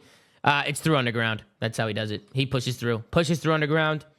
Nobody's watching it, and he finds the timing. Good plays. You can see Mac. Kremp's not really doing much here. He's got to try and just look over Mac here and pick up front. But I don't know if there's anything there from Cloud9 you would have done differently. I think Nero makes a good play here, honestly. But I don't know if you guys saw anything there from Cloud9. I mean, that'll just be hindsight from us. I think Nero just hits the gap. Nero shits on him. I think it's just a great play. Great heads up play from Happened to Nero. Dill right here. Dill's just. I don't know if He Dill... pulled his knife out right there. Did he think he was on bomb? Yeah, I don't know if he lost him. He thought Nero backed up. He lost him. Dylan lost him. He thought he was on bomb. Dylan never saw him. He thought he ran back. But when he got tagged up, he played his life and didn't have any info. Great plays from Nero, honestly. Really, really good plays there. Nero able to clutch it up. We end up going now to a round 11 here. Both teams able to win one more round as we head into the round 11 here. And this one didn't last too long. Kremp puts his nuts on their forehead here. Kremp goes absolutely nuts. Estriel goes for the quick play here on A, which I love. Love the quick play here from Estriel, just getting the bomb down. But it's what Kremp does next. Look at the shot here onto Estriel as he takes his head off. Good headshot there. Then he slides the corner, finds a second one as well. Dante finds one over him, and just like that in 10 seconds, this is a 4v1 situation. Great shots coming in from Kremp on a retake there, no? Phenomenal shots. Did he get team shot, or is that just the Jackal? Wait, Might Jackal be headshot, Jackal headshot, or no, he might have gotten team shot. no, right but there. this is the patch where Yeah, I think headshots two don't hit him. matter. No, still. he got team shot. Yeah, Two hit Mac him. hits him. Yeah, Wait, but I team- also just hate how this guy's literally planning with nobody even watching over him at all. Like I get it, they're kind of just like testing the other team and being like, yeah, you're not gonna like run out front because that would just be stupid. But you know they end up making the play from there, and that just sucks. If Gio and Paul are going to be like playing like top bedroom they were, Nero can't be like in the gym area while Estriel's playing. Yeah. Yeah. Like, he's got to be in a better spot to like help him in. That's what I'm kitchen saying, here. though. They need people need to do a better job of exploiting these plant spots. They actually are planning for Cobble right here. I don't know, like you get a glimpse of the bomb, but they stretch that bomb to the far right. There's no reason for them to be like overcommitted to this side of the map. Like they should have played more together on the other. And like, yeah, sure, this guy might be the fall guy, gets the bomb down, but you're putting yourself in a position to win late round. Yeah, uncoordinated on the life on the post plant. Seemed like they didn't know what they wanted to do, honestly. Then we get into the control. Not much in the control. Only one offense round win, and it stems from Nero. I mean, we saw this last week with Nero, and we'll see it again. You can see how the kills go down. Nero just gets pushed up. He loves getting pushed up into R. I mean, if you're a Jackal player on Vault Control, this is where you want to live. This is where you want to be on offense. And Nero just does such a good job. He finds the opening, finds a couple kills to get in there. He's able to stay alive now. He's spawning them out deep. You can see the spawns coming in. Nero, not over-challenging, almost over-challenging, got picked, but able to stay alive. If he would have got picked, he would have blew it around. But then he jumps out the window here, and he's able to find a few more kills as well. Finds one on the Sib, slides the quarter, finds another one on the Mac, picks up the AR here, I believe, switches to the AR, backslides onto attach. It's the three-piece from Nero. He's 11-0. Disgusting. That was unreal. That was gross. That was fucking gross. I was kind of sad when he died there. It ruined the perfect round. Yeah, he was 11-0. I think he got his. What happened? They shot his toes. They shot his Yeah, fucking shoot his toes man. with like, they literally hop on the point, insta caps right after. Like, Yeah. It's good plays from Nero. That was really the only thing I saw in control because the rest was just all defensive rounds, and ROKKR were able to get. He put his hand up, bro. You couldn't believe it. Match, I'll be honest. Minnesota ROKKR actually clamped Cloud9 on the control. What happened with Cloud9 on the control? What things going on with these guys? I mean, we just watched it. Yeah, but Nero's how in does their that art. happen? How the fuck does that happen? Yeah, I don't know if they're necessarily that bad at the game mode because we do know they had server issues the first two series they played, but that series in general, they just got absolutely shit on by Z Carbone. So hearing that guy art seems like a bitch. The Yeah. Carbone is a problem in art. What Can't server let were him they get on there. today? Nah, we don't know. Denver. I think Yeah. Hatch tweeted like conquered the Denver server or something. Supposedly they cleaned up the Denver server this week, so that's probably the play against them and all Texas teams. Yeah, this is how ROKKR closes out the last offense as well. Again, it's Nero just rushing through This guy line. loves vault He control. loves it. He loves it, bro. He loves it. He did it last week too. He had an insane spree last week. He just hits through line, finds a 2-piece, gets pushed up into art, and he's back in there. Even though, again, he overchowed, right? We saw it in the Boston series too with Snoop. We'll pull up that play here in the next one. But even with the plays he was able to make, they were able to work some fights on Hill, and they were able to clutch this up anyway. They win Can some you fights back? Can on you Hill. back that up just a little bit? Like right, basically when all of C9 spawn. Yeah, I got you. We'll back it up here to when Nero gets the kills. All the kills come in. Geo 22 dies and in 6. P4. Nero Yeah, dies. he's Everybody he's from doing damn C9 thing. spawns. Let him ego What do you chow think, once. Sam? You want to see C9 do something here? Do something else? No, I think what they did is fine. I just wanted they to see go if there was vault, anything they go better they could have pinch. done. I don't think there is. I was gonna say like maybe the timing of the kills, like maybe they could have gone faster, but Maybe I do think their something outfits are together. fine. I mean, I think. I Prep, mean, they 2-2'd. I don't Nah, know. they fill the They lanes. They go went mid, they go Cremp vault. and Yeah, Vault. they 2-2'd. Yeah, I just, they go from all do you sides. guys think it would have been better? Cremp and Dante stayed together here, mid map, and Yeah, went vault together. They Probably split up. both go vault. I would have I liked would both one go vault, guy. I would personally. have liked both of them going vault. And number two, instead of like playing the angle he did, he needs to like go towards the front of the line or like near the truck that he's standing at and just dive onto the backside of the van and like just try to like make the like hill go neutral for a second. Because if you get behind that van, the only person that can kill you is a guy that's sitting in the vault like prone spot or like on the vault box. So if they're clearing that vault box and he gets behind the hill and contests, then he's basically not gonna die. Yeah. And then obviously Yeah. number three goes top R or whatever the hell he's doing. So that would have been their play for sure. actually, this might be an insane take, but if you know the other team has beat street control, I actually hate when defense goes top art. Yeah, I think it's terrible. I think You it's think terrible. Dylan didn't mid? go top. I Dylan think was it's going at the terrible. left door there. To be fair, he Yeah. didn't go top. That's Yeah. fine. I'm just mean like in I general. mean, I on just the think, map. I hate it. at the end of it, Dante pinched fucking open and got killed, and it was a 3v4. Wait. There's also an angle from the other balcony you can use, which more often than not you're not getting looked at. If you go to like the other balcony, you have an alternative like off angle Like to Skies kill in a people 1v1? pushing up the That's street. yeah, that's easier to do that today. Yeah. Mm-hmm. So Those top building spots are always weird because like they seem super OP They're at times, deceiving. but then once people are aware that you're going to go there, they just back you down once. You're so useless. Yeah, they team shot it. They team shot Like- the fuck out of it, and as like- soon as you peek, you get Yeah. zapped. Like sub mean- base last year, the top fucking gen buildings, I Yeah. thought that was so overrated. All right, let's hop into to the last map here. This was a bloodbath. C9 just dismantled them in the skyline. There wasn't really much to cover here, but we did have a crazy listed in from them. So let's tune in with Cloud9 and see how the boys were sounding to close this one out.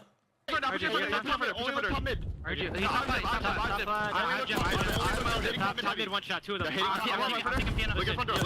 Listen, two front, Geo, one shot, mid, one shot. One shot couches, one shot couches. One, yo, zip in, piano out. Nice, I'm going over, already out. Outer, one shot, double. Shoot one more.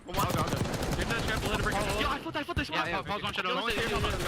He's in P4. Yeah, go back to small. Go back to small to you. Right here. Go jacuzzi. Yeah, we can go after jacuzzi, Gio. I'm trying to work out. Wait for me. Wait for me. One. I need it. He's no show. You know what? Dark. He's dead. He's dead. You in time. You still. Let's go.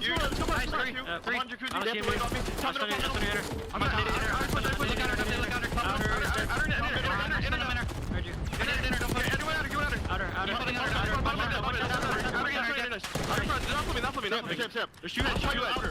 First two heads, next play. Look at you from time. Look at you. I'm looking at you. I'm looking at you. Double shot. On you. I shot up good. Nice. Go ahead. Outer,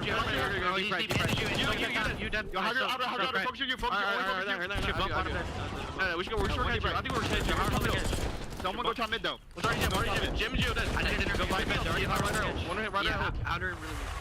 All right, that's going to do it for the listen for Cloud9. You hear Maven saying he's out of breath after listening to that one. Great listening from Cloud9. I love the intensity with Cloud9 today. You can tell they that needed was to bad win. listening is crazy to me. Nah, they needed a win. They need a win, you Yeah. can tell. Oh, the can you go intensity to was the, great and the information was great. It sounded crazy, but what they were actually saying was good information. It wasn't just like hectic, like where they're dying comms. Yeah. Oh, can you pull up the first P3 quick? Because Minnesota's yeah, break fuck. here genuinely pissed me off. You said the first was- P3? I think it was the first P3. Let me I see have here. to talk about it because Oh my god, I love this. I this love is it, one of Cap. the this I'm is getting one of the PTSD things. slightly, but it's fine. Yeah, this is I am a perfectionist, and this is one of those things that if they can't get right, this is the type of shit that will cause a team like this, who I think is very talented, but will cause them to like potentially not make champs. Jesus. So look at this. Look at this. All 4 of Minnesota here break through mid. They get the first kill. This should be a good break, but guess where Civ spawns? They're just putting themselves in a blender because no one played a side. They forego mid. Mm. You're already Yeah. down 70 points or whatever, 60 points. Like somebody has to take a route, Cap. Somebody. Well, they take the routes mid, but someone has to go play your side slow. Yeah. Gio looks like he's last line. He has to go play like so Sib can't spawn there. The Sib ends up just spawning at the grill. Yeah, you see And the this kills is go the kind down. of shit, like, bro, like I said, I think this team's talented. When they formed this team, I was like, this is a talented team, but I don't know how smart they are. Mhm. And Like like, not making champs even if they make that play. well, that's my point. If you No, can't make this play consistently, like if you Bro, can't make this we're play on the second consistently, weekend. like this They were 2-0 is gonna going into fuck this you game. over a lot. This is This your type of point. concept. This is your point, Cap. Like this is what causes this team to get 3-1 in series where they can Yeah, force this- a 5. This is the difference between like They a also don't hold when they do. When below Rocket do average get the team spawns, and they like don't a solid team who can compete with top teams. This is Where does Gio spawn? Tom, can you back up to like where he spawns? Yep. Might have been the guy coming off ult. I could be wrong though.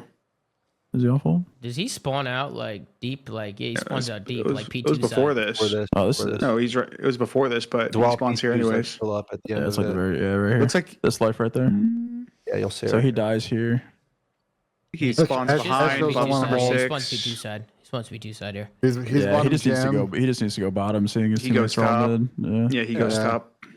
Mm-mm. No, he Yep. goes gym. He goes Hey, gym. someone just gotta look at the mini map, bro, and right, like it's gotta be Geo or Estriel. Or Geo's on spawn, Estriel's on old, but they have to recognize that shit. Any final Now, thoughts, rather guys? Any final thoughts Especially on the back in series? game, they're fucked. Good win for C9. Yep. Yeah. I mean, Great the win for Cena. You problem, need that. the Caps' point with Minnesota is like their fucking schedule is really, really brutal after that first week. Like they have Thieves on Sunday, and then they got Toronto and FaZe after the minor tournament in Vancouver. Like there is a world this Minnesota team now goes 0-4, and like they make what's up making winners bracket. Like this is a big series. At least try and go 5. I have a feeling that if they don't take control, to your point, Cap, it makes more decisions. Like the spiral might happen here. Yeah. Not to doom and gloom. And then on the Cloud9 side, like good win, but the AR's got to play better. Like they're not going to be the better team with Dante and Dylan having consistent rough maps and respawn. All 4 SMGs in this series look really good. Yeah, they did. All 4 ARs look kind of below average. The SMG's fried, man. Cloud9 get their first Crazy. win of the season. I'm sure they're feeling good after that one, but let's hop into the third series of the day. This one goes all the way down to a map number 5. We had the Miami Heretics going up against the Boston Breach. First 2 maps go to Boston, next 2 go to Miami, and then Boston are able to hold on and deny the reverse sweep from Miami. I thought for a second Miami was going to do it. Get the first. We haven't seen a reverse sweep yet, by the way, so far in the CDL. So we'll see if we can get. Well, in the CDL we've seen one, but this year in the CDL we haven't seen one. Scroll down, take a look here at the stat sheet. Jesus fucking modern. It's almost a red carpet here for the Boston Breach, but it's Big Wake saving them for that. But they still win the series, even after having 3 guys here negative. On the other side, everybody positive except for Metals, who's only 2 kills away from being even. So How much does damage matter in fantasy, by the way? It's like, I think it's a couple of stat for sure. categories. That's for every mode. I think it's a couple. Love seeing Big Wake up here as the MVP. Obviously, Big Wake, he had his struggles last year, but with the team this year, we want to see that old Big Wake come back, and I think it's cool to see him get the MVP here this series. Good to see from Big Wake, no? Yeah, absolutely. Sam, we'll start with you. Boston, they went 3-2. What did you think of the series? I just want to harp on something I brought up on one of the shows last week. Was Boston Search. I thought it looked great. I thought their mid round was phenomenal. So I think that they're just on point right now in their mid rounds. The way that they're channeling things together. I think it was Chance, I believe, brought up a great point on broadcast for the rewind. I think Boston had like 14 assists, and Miami had like 2 total for the map.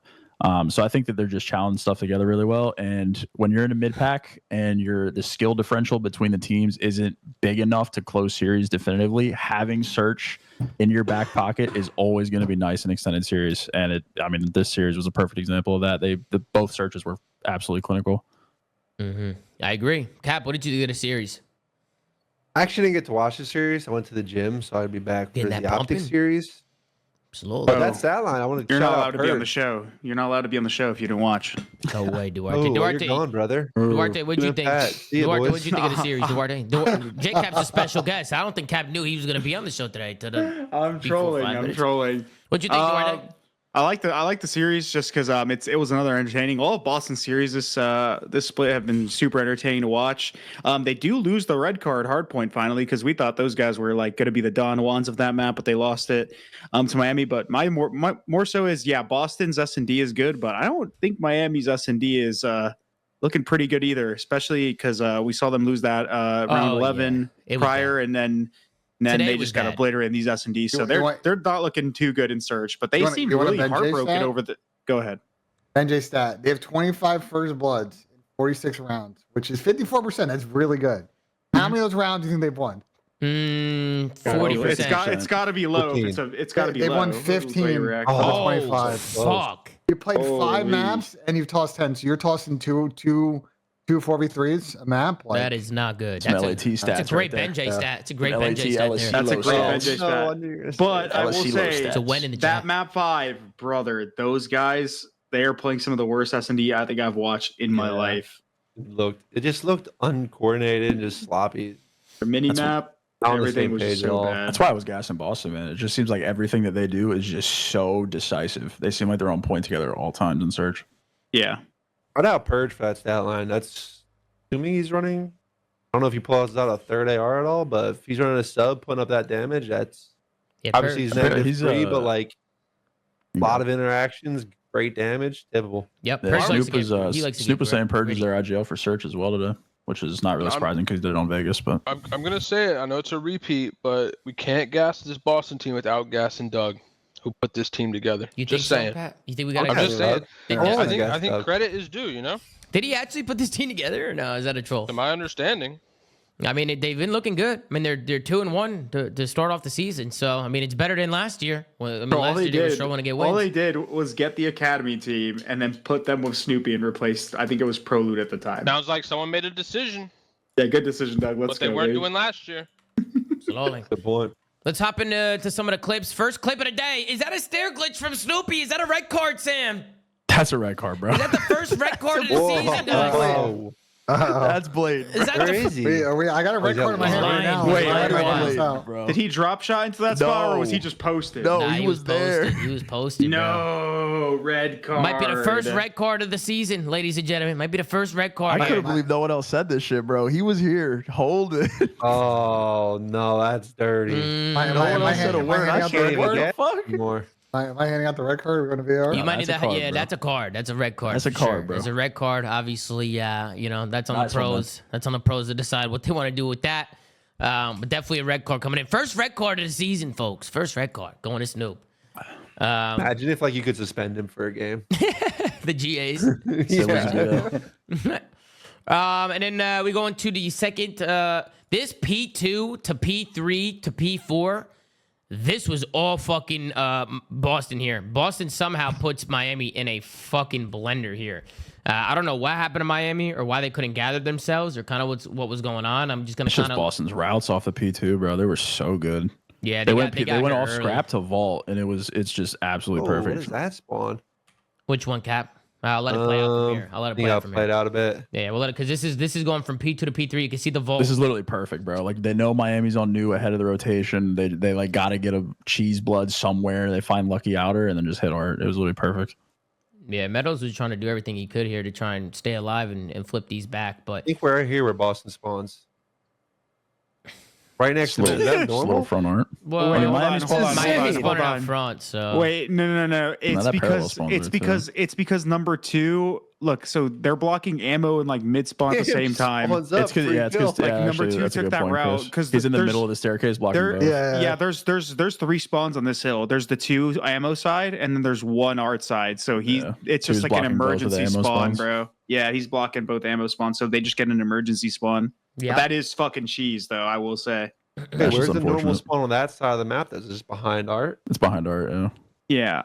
Yeah, that's it's literally just unfortunate because That's Lucky was unlucky, blocking yeah. both. Unlucky that's sad. for Lucky. Sorry. Yeah, Need they're a- just gonna switch spawn out scenes and there. come back as if it's a new Nice clip one, Tom. here as we go into the next Nice the one, next Tom. hard point. We can watch the next 2 hard points without having to switch scenes.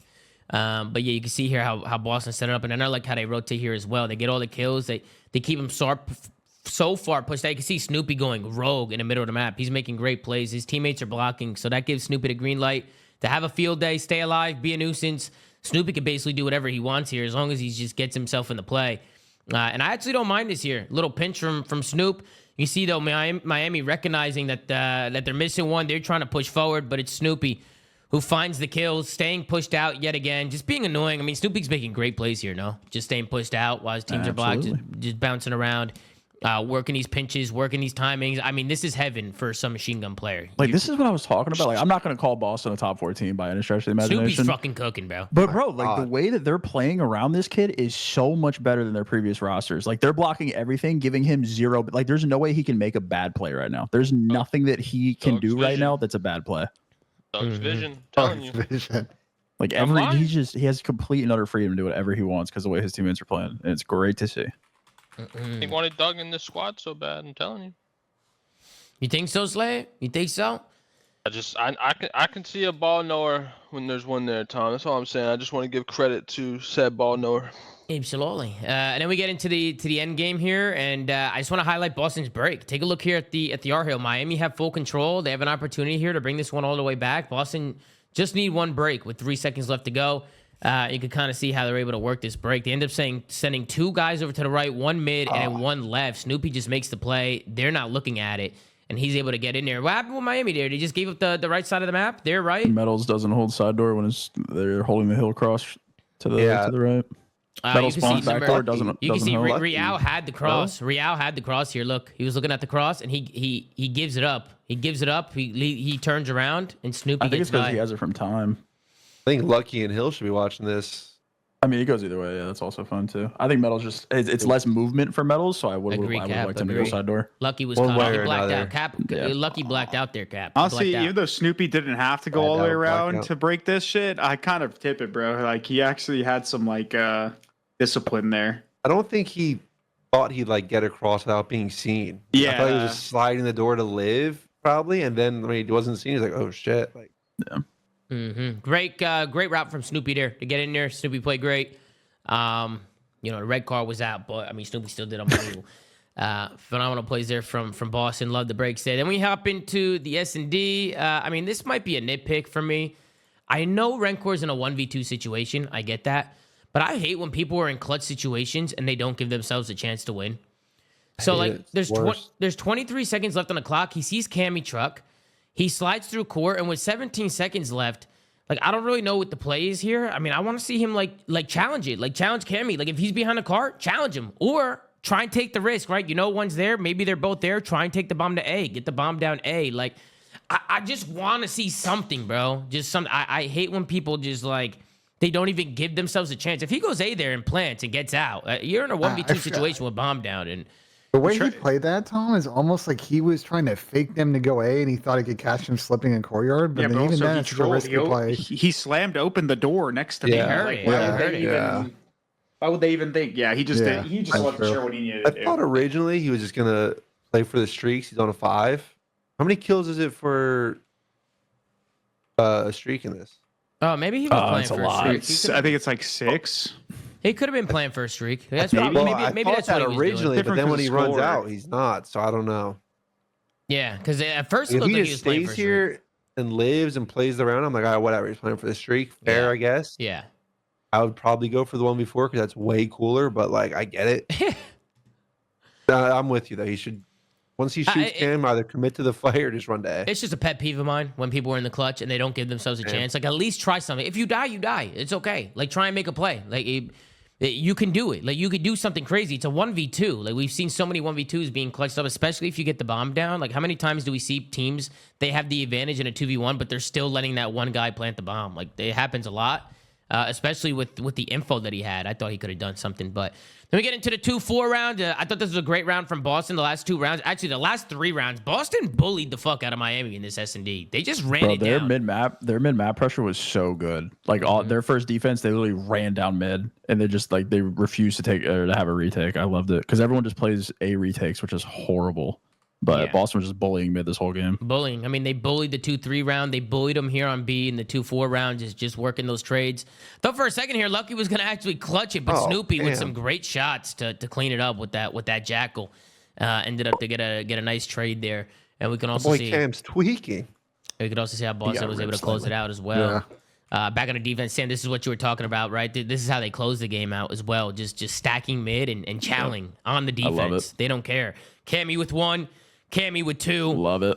Real, 1 shot in the middle. He gets traded. Purge with an 8. 10 seconds go by. The round is over. Boston bullied her way. I mean, they did that like 3 or 4 rounds. They did that. Just bullied them and won the trades. So it's good to see them confident, no? In S&D. I mean, this is a confident Boston breach. I love it. They look good in search, man. The way they've been playing is definitely something to look at for sure. Yeah, for sure. And then we get into the control, get into the 1-1 round here. I thought this was a trope from Snoop. First, I thought he made fantastic plays. I mean, Snoopy getting in here, he's getting all these kills. He was able to find 1. He's got 1 more guy to work with here. Throws down a stun grenade. He's doing a good job just staying alive. Finds a second one. Boom. You do the hard part. You get the 2-piece. You get an art. You're spawning them deep. Again, we saw Nero do it, just kind of staying alive. But Snoopy, the opposite. He chows. He full chows, and he ends up dying. And it costs him the round because now you have his teammates. They're on the point. They don't have any trophies. And Miami is able to get in here and break this. And Miami ends up winning this round as well. So they go out to win it.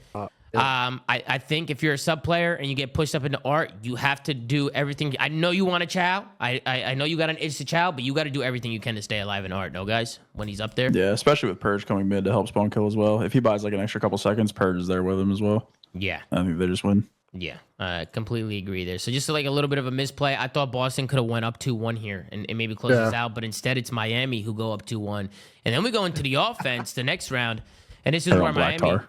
Purge in your chat. Purge on Black Tar. What'd he say? Purge said Eric's on Black Tar. All good. Won't happen again. It's all right. Won't happen again. He's been frying. We'll give it to him. He's been frying. He's allowed 1 or 2 fuck-ups. And then we get over here to the next round. This is a 2-1 round. And the deep slide. Yeah, Miami do a really good job just getting pushed up and applying pressure. I like how Real gets pushed up but doesn't over-chow and waits for his teams to chow over him. Then he makes his move. He finds 1, finds another one on the Purge. Cammy's trying to make the play, but he goes down. That's a clean wipe. Real spawning them deep. He's staying alive. And Miami are able to get the dub on the board here with the stack. So great plays. Again, Vault control. How many times have we seen it? Get the kill, stay alive, art, spawn them deep, work the stacks. What a play, man. Can't wait to dissect it again tomorrow and the day after that. Yeah. We're not going to 16 Vault controls in a row. Map every time.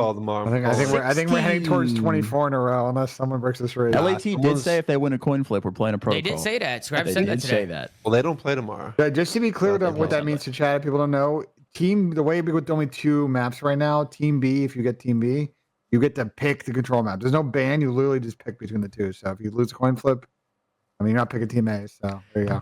We're getting to the point, though, where teams who are losing that map are going to start being like, all right, fuck it. We got to try to switch it up. Hope so. Falcons, looking at you. Sorry. Then we get into the red card hard point. I love the transition from P2 to P3 here from Boston because they know that Miami's spawning behind them. I just like how Boston, they stay pushed up on it and play exit kills. We see a lot of teams just not play the exit kills coming off spawn and they kind of just give it up and then they get pinched at new. Boston do a good job playing exits and they know that they're missing a guy here. So instead of like staying out and playing for him, number 5 Purge realizes that somebody's behind him, and he just starts running to hill and plays tight. Instead of him just sitting out there all day playing hide and seek, trying to find this one guy in the pinch, he decides to just give it up, play tight with his team, make that guy useless, and then Snoopy comes off spawn and cleans it up. So just a great transition there that from was something Boston. that Coach Cap yelled at us a lot for back in the day. Oh, really? Go chase him. Whenever we're missing a guy to not play, that we weren't playing tight, give the guy that we're missing a free kill. Right. I like what Boston did there. Yeah, you can make him useless. Right, just like you can make a sniper useless in S&D, but we'll never know that. Whoa. GA talks, We'll man, never chill. talk about that because the pros are all fucking. They don't want to bring the fucking S&D, the fucking snipes back. I mean, what the hell are these guys doing? But great rotation there. Can't make snipers so useless in search though. No, what happened? I said you can't make snipers so useless in search though. No, you can. You can make them useless. You can literally play around them. Or you can ignore them and just bring your numbers elsewhere. Or you can tack them, or you can challenge them. I mean, there's so many ways to counter a sniper. It still blows my mind how a zero attachment sniper can't make it into the CDL. Makes absolutely no sense. But let's hop back in here. I want to take us over to the second P5 and love the play from Cammy. He ends up getting pushed up here, but I love how he recognizes the pressure here from Miami. This is what I mean by just fundamentals, right? He's not over-channeling. He's playing a corner, and he does a good job just holding control of Diner, making sure that they can't push through this. You can see Miami. They tried putting their initial push there, and because Cammy played fundamental, played that corner, he knows he's missing one. He ends up holding this as well, and they end up cleaning this up. They end up flipping those spawns and pushing Miami into those back spawns, which I think is what you want to do on this hill, right? Push them into those back spawns, or is that wrong? Because I feel like if you can push them into those back spawns, you can put them in a blender like this, like they're in now. Yeah. I think wanna both spawn sides them. are fucking miserable. You think so, Sam? Yeah, You think both sides are ass? sides suck. No, I think it's a little bit. No, the garage side is infinitely worse. Don't get me wrong, but I've seen traps on both sides. you get better access to like ticket if you spawn towards the restaurant side. Also, Yeah, you you can also push, get like out of that outer you can map kind route. you can kind of as push well. out both. It's hard to do, but like if you somehow can push out both, you can spawn them like out mid. It's think it's not. I don't know if it's recommended, but yeah, the side that Cammy is playing for is definitely better. That's what I like about Boston. Even though they do lose this map, I feel like they have a really good idea of how to like play this map and how they want to play it. So they just always look organized where some other teams don't. Yeah. And then going into the P1, I actually thought Miami was able to lock down some pretty good time here. It wasn't like a full 60 or anything, but when it's this close of a game, the amount of time that they were able to get on P1 was really good. I kind of wanted to play it out and see how it ended up happening because they must get Boston a blender here. So down go the kills. Two kills go down. There's 3. Last guy up going to be Big Wake. The trade comes in. That's 4 dead. They get the flip. And I like the way they set it up. You can get a lot of time on this P1 hill if you play it right. I think the biggest thing is holding ticket control. Like if you hold mid and hold that ticket booth, you can bounce around. You can pick up the routes that are going towards stage, like you just saw right there for Metals. And then you can also bounce back to mid and help your team with some of these crossfires.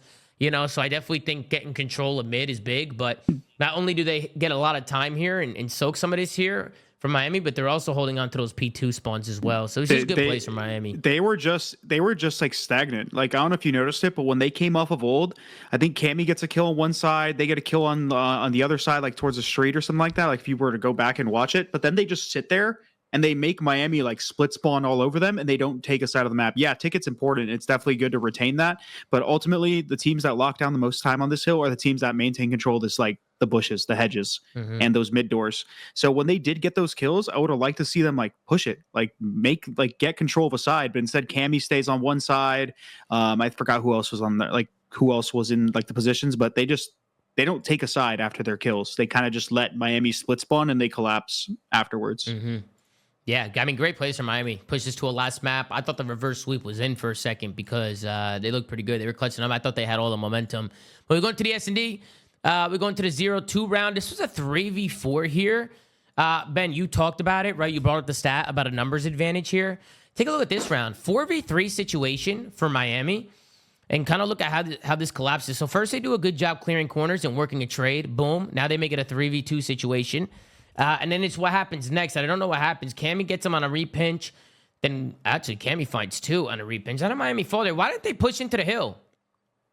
Why don't they all collapse into point? Like look at number 1. Metals hits point by himself. Yeah, why are you Lucky back? Well, I think maybe a call gets stressed and they just try to rotate the up plat. And Well, Lucky just moving too much. If he The just got lesser guys are unknown. Lucky and Ranker just gotta like Lucky just takes a get shite towards round. a teammate. I would somewhere. say even Rencor, even when he wins this fight, why not just all 3 of you guys just hit the site 3v2? Like, chow, just get in there. Yeah, like, just get running the control. bomb site. Yeah, running play the for bomb the site. defuse. But you have Metals who challenges bomb by himself. You have Rencor who turns around and challenges kitchen by himself. And Lucky's just chilling piano. I don't know what. He's just kind of chilling back there. He's not really doing much. So I just thought the coordination there from Miami was a little off. They had the numbers advantage there. Use it. They used it by trading out Snoop. But then they didn't use it anywhere else. They kind of just single pushed, and it just looked really sloppy there from Miami, in my opinion. I don't know if you guys agree there or what, but A little. Got to win your man ups. Bad. a little, Ben, you don't agree? I'm being sarcastic, Tom. Oh, okay. I thought you were being 3v2 serious. and all 3 arrows start running away from each other. It's just never ideal. No, definitely not. Yeah. So rough play there from Miami. Then we get into the 1-3 round here. This was a Boston troll, bro. I don't know what Purge. He must have been feeling himself for something. 3v2 in favor of Boston, and Boston has the bomb down. So all they have to do is hold in sight. They have numbers, play your corners. You should be good. Look at Purge. It's fucking Superman. Look at this guy. He jumps out of the sight like a madman. Look at this guy, Purge. Where's he going? I fear Purge in the did chat not said he's see on this. Black Tar, Tom. I did fear not the Black see Tar was this. in. He's on fucking. He The whole team's Sam, on you Black didn't, Tar, Sam, you bro. didn't hear me during the watch party. As soon as No, he I did it, I heard you, said, but I didn't see the "Whoa, actual play. Oh, fuck. whoa, where is he going?" He tries to jump the corner. Purge gets taken out, and then you can see the trades come in. Boston throw that round away. Snoopy and Purge passing back and forth, I guess. Yeah, no, they're blacking out, man. They're fucking blacking out. Fuck. Then we get into Different meaning of blacking out over there. we get into the 2-3 round. Got a 1v2 here from Snoop. Actually, let me rewind it so you guys can see kind of how this sets up. Bomb's going down. Renkor's getting the B bomb down. Snoopy left in a 1v2. Gonna hit that zip again. Why is Miami splitting up? I think he should have been there for the trade. Should Riyad not have been there for the trade? I mean, the bomb's going down. I mean, just give it a second. Just give it a second. Play a corner. Just wait. Just wait till he's off the Was bomb. he weak from his gunfire with Cam? Yeah. I mean, granted, weak. like He was weak from his killed gunfire with Cammy. Cam, you know? I mean, Assuming he's 1v2. I weak mean, here. maybe, but Yeah, he's like, weak right there for sure. I mean, that should be a free. You don't think he should slide back in the site after he gets the kill? If anything, Not I if he's thought one Snoopy shot. was running out. I mean, either or, bro. Snoopy's It's 100 like HP. you I didn't thought like- he was you about didn't to like hit the mid play hole. that Snoopy made. You didn't like the play he made. Rancor could have just ran towards Real just in general, just to like immediately group, or Real could have like played with Rancor. Like, I'm genuinely curious what their comms sound like, if they're saying anything at all. Yeah, I mean, Redcore could have definitely got out. The bomb's down right now. The bomb is down, by the way, and Snoopy's still low. Bomb's down. It's planted right now. So I just would have liked to see whether Real was one shot or not. I just wanted to see some coordination there from Miami, some teamwork in the 2v. It's The a only thing is, 2v1. Rancor could run towards Real, but Real's definitely weak. I guess Real's weak. I mean, I don't know how Yeah, weak he you can't actually tell. is, but I mean, you just group right Oh, he's there, in the bro. chat. You just, He was one shot. yeah. yeah, Real was one shot. Okay. Real's one shot. It's more on Rancor. Maybe Rancor should have played tighter. I don't know. 2v1, watching it in I real thought time. Snoopy was running at I Real thought mid hole. the That's Snoopy what I'm route- on. I thought thought the Snoopy's Snoopy route was route was horrible. insane, but I guess it worked. He saw I him. thought Snoopy's route was so insane. I thought he was just going to chase the kill while he was one shot. Yeah. Like just run through mid hole. You're full HP. You shot the guy in the back. I thought Snoopy was just going to run out of mid. He did still but- clutch it, though. He clutched it. No, I'm not taking that away from him. He absolutely clutched it, but that was just That weird one- timing. I mean, That was weird. ideally you win the 2v1, but that's not like an egregiously bad. it's not that 2v1. bad Oh, of a yeah, 2v1. Cap? That's not a- This shit Oh, yeah, was Cap, what do you think about this, wild. Cap? Is this bad, Cap? This one's Is not bad? good. One's not good. Okay, because Wait. what the hell is going on here? No, listen, brothers, they're all Not different. beforehand, bro. You didn't even see. Nah, hold on. We're not excusing Lucky, bro. Go back. Oh shit, my fault, Lucky. My bad, Lucky. We got to go back before that. What the What fuck? is Lucky That was doing down personal. there, bro? Nah, look at this, bro. Look what Yeah, Cammy I don't know sees. where he's at. What Yeah, I don't know where- the? She just played tight here. Teammates up top. Both his teammates are up top. Yeah. Yeah, both teammates are up top. This is That's like all the right. this is like Oh, no. the Miami versus the Pony series or the Stallion series from Yeah. EWC. No, This is what the was type that of thing you shit were I be saying? yelling at K-Son. What was that Say, thing you were saying? K-Son, you MW3. Sorry, go ahead. Let me. No, what I'll were say you it saying, after. Duarte? I was gonna say, what was that thing you used to say in MW3, Sam? The elves. Oh, the L's got to him. The Nate shot special, bro. The L's got to him. Again, Miami doing the hard part. Say, come here, Lucky. They're getting the bloods. They're putting themselves. Miami are putting themselves in good situations here. They are. It's a 2v1 situation. They have bomb site control. The doors are being closed. Rancor just doesn't read that glass is wide open, I guess. And one kill goes down, 2 kills go down. Big 2-piece coming in from Big Wake as he clutches the 1v2. Not sure what happened there. Maybe Bro, just like a they're almost miscomm playing or- too. They're playing almost too scared, bro. I Scared, would have much scared. rather them literally just got together and just sprinted in circles around the bomb site until they found Wake, rather than what they were doing. Just running Like circles around the table like it's literally, musical chairs. literally run in circles around the bomb site, or like run out cat, like, you know what I mean? Like just run around the outside of the bomb site and then periodically check inside, like, because they just sat there. And yeah, Rencor's spot was not ideal, but that's like multiple rounds now where they try to play this like really tight like setup, and they're just like throwing it. So maybe just take the fucking the thinking process out of it and just group and sprint in circles. That might have worked out better for them. Not even gonna lie. Yep. You guys ready to move on to the next series? Any other any questions or anything you want to say on that one? Any final thoughts? I'm good. Let's hop Miami in. got to get better at S&D, bro. I was gonna say they number seem situation, really Ben. Their they number seem really situations.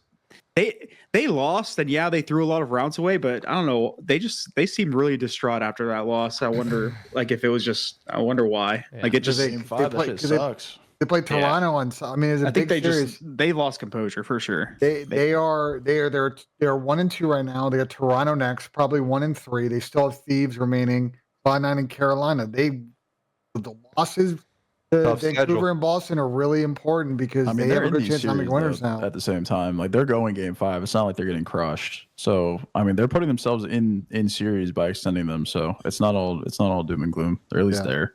Mhm. Yeah. If I was to say I think Boston make champs 100%, would you guys think I'm crazy? Well, 100 If they is pretty play the bold to way say they're at this playing point. right now, 100%. 100%. No, they look great. They look like a great team right now. Well, I'm not so- judging anyone right now off 2 weeks of COD. That's fair. I mean, I'm the not rest saying of- any season long thing- takes right now.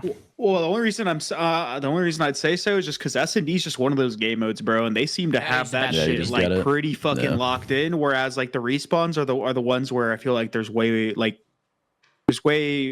more or like it's just way more straightforward. Well, S&D is just actually a harder game mode to be good at. Well, Rail was in the chat and said we were literally trolling. So if you want to know how Miami feels, they feel like they're tossing them away, and we'll see if they can regain on rightfully Sunday. so, bro. Like I said, they're going Game 5 in these series, and from those clips that we just watched, he is absolutely correct. So they're putting themselves in these maps to win, and they're just doing the wrong shit.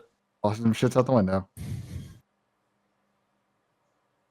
Oh, All right, Tom's Tom gone, is, but I was gonna Tom say is MIA. Let me. I was Go ahead, Chris. Go I was ahead. gonna say one last thing to say is like we've always had this argument about how like S&D or what's harder to be good at, S&D or hardpoint, but I think in this game, since S&D is very fucking like one dimensional, it's kind of crazy how like good Boston has been at it because it's just like there's less room for innovation, and they still seem to like understand the game mode better than most people right They're now. just on the same page, and a lot of the other teams aren't, bro. That assist stat in that game Yeah. 2 today told me everything I needed to know about the way they're playing right now. The amount of assists, team shots, all that kind of shit, that speaks volumes. You Yeah. get numbers, man. Just start running together. It'll be better.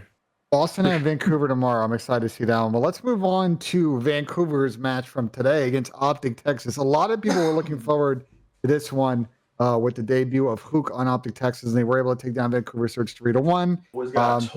I'm back. They lost. They lost the first map. It was a very interesting red card hard point, but then Optic pretty much cruised the next 3 maps. What do y'all think of the series? Motherfuckers got torched. For those of you that don't know, Huke did come in to fill in for Pred. Pred got some personal issues going down. A roster change did come in, caught a lot of people by surprise. Obviously, there's a lot of rumors floating around, but still waiting to get like just maybe something from AG or a comment somewhere just to kind of see what's going on. But Huke came in, and I think we all like the Huke pickup. If they had to get somebody, I thought. Best case I will scenario. say, Best case scenario. this is why you don't wait if you're another team. Just saying. Yeah, because now you give Huke a team like this, and he drops a 1.13 with 10k damage, But you 11k damage. also missed the opportunity, right? Like Huke is obviously better off now that he got this Optic one. But if you're an AM team or not an AM team, if you're like a fringe team, whatever you call them, a bottom team that just should improve, you could have got a quality player a week ago, a week and a half. Like, you know what I mean? Like, just can't wait in these I mean, situations. they know Things that. happen. Though. They had the chance in the offseason. I don't think like I'm saying, Cap, my point was like, as soon as you start scrimming and know your ass, you blow it up. But teams wait like one full major, get shit on, and then go, oh, okay, now we got to change. Let's It talk happens about every that. time.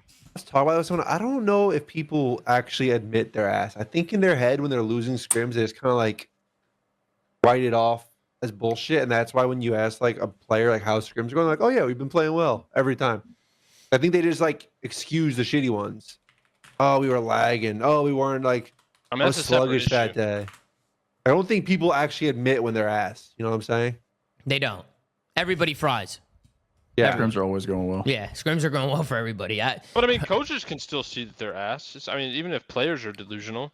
But like, how are you going to force Yeah. a rush change if you're a coach? It's just, saying it's that just the players are not it's- down. Yeah, before you even see like some matches to force route change, it's kind of hard. I mean, look, some people got the vision, some don't, bro. But all I'm saying is, people stick around with these shit teams, and then they fuck themselves for the rest of the year. Well, it happens multiple times, and it's still gonna happen. I think the interesting nuance right now, Pat, is that literally nobody's utilizing the sub spot as a sub spot now. Back, in the earlier days of Because the no orgs can CDL, afford it. Budget, It's a win. yeah. for There budget you go. reasons, people were getting stashed. Now you don't have that, so I have an interesting wrinkle we didn't have the last couple of years.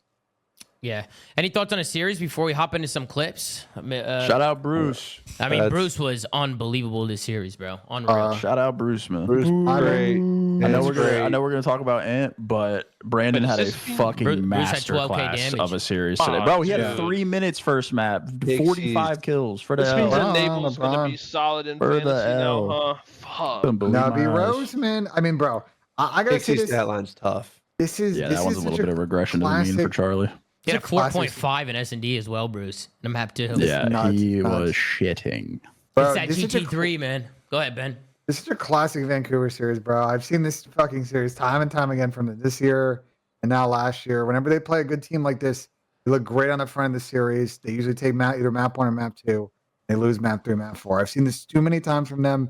They just struggle to find a way to conjure another map win and force it to 5 and let the magic happen I'm instead of sorry, just real out in quick. 4. Are we? Did I miss something? Did we just all of a sudden think Vancouver was a good team?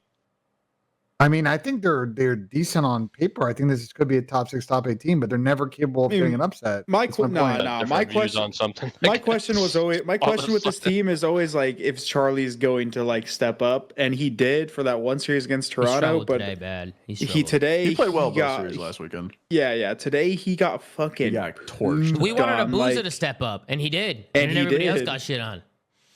So, I mean, that's going to be key for them, is making sure everybody's on. Because if Abuza's stepping up, then we need everybody else there. I think Abuza had a good map 1, too. Didn't he fry a 45 and yeah, he had like 36? 45 04 had or a good something. map 1. 04 dropped 38, but this is just the same shit with this team, bro. Against Optic, against FaZe, against Thieves, Toronto last couple of years, bro. Like they can bound in the beginning of these series. They look great. That map 1 was lit, and then they just kind of can't find other gear in this series and try and at least give an opportunity to win this in 5. I'm not hating on 04, chat. I want to see this Vancouver team actually beat a top team and get an upset done. And it's like it's the same shit with them. I'm just tired of seeing it. Want to see them actually clutch one. I don't know. I don't that think good. their roster construction made a ton of sense. Yeah, they could have made so many better pickups. Especially for this game, you think, Cap, which is the way it plays.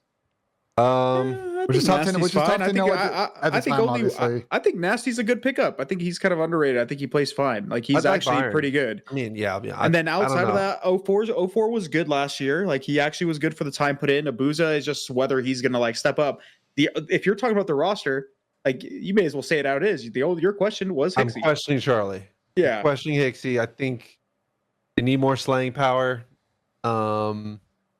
Last week he looked all right. Charlie, I think, had like a 1.0 KD, which would work well on this team, I think. But then you have a series like this. This is what we fear because this is what we've seen from him in the past. Mm-hmm. yeah, it's scary seeing those numbers come up again. Granted, it is yeah. against Optic. You know, he's kind. The thing mean, is, he's this is just where you- mismatched, bro. Like against their subs. Like even though they didn't like the first map, they didn't play a sub heavy map, and he didn't play too good. But like, bro, he's just mismatched, bro. When he's playing these people. Yeah. These series are where you like evaluate the players, though. Like, if Top you want to teams. be a serious team, like even like maybe you're not a top 3 team, but if you want to be even top 6, like these are the series where you're judging your players off. Like, I don't care how you're doing against the worst team in the league. Yeah. It's the same reason he got dropped on Toronto, like in the big series. Like he's good enough to compete against all the fucking 5 through 8, whatever, or 5 through 12. But every time he goes up against these big good teams, he gets world starred. That's how it is. Yeah.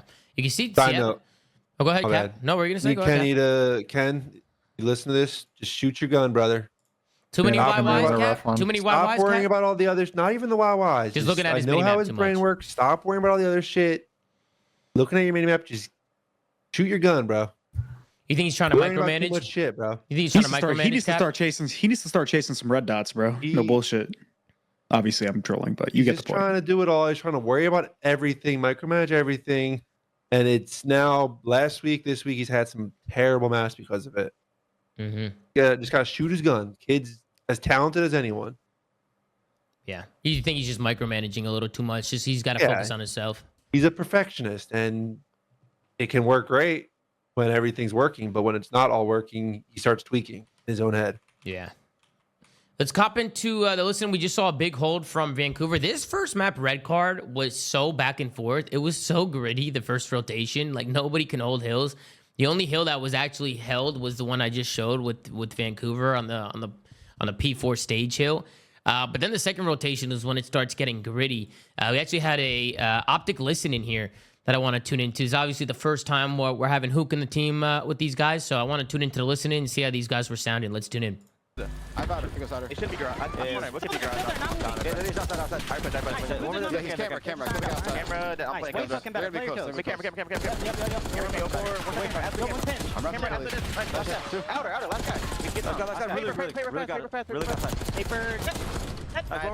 We're here. I got time. Outside They're gonna be on me lights, bro. I got it. For camera, 1 HP. Shit on. We take Probably it. help, Nasty. Or Hixie, I mean. What could come out? Look at me already. I have it. Too dark.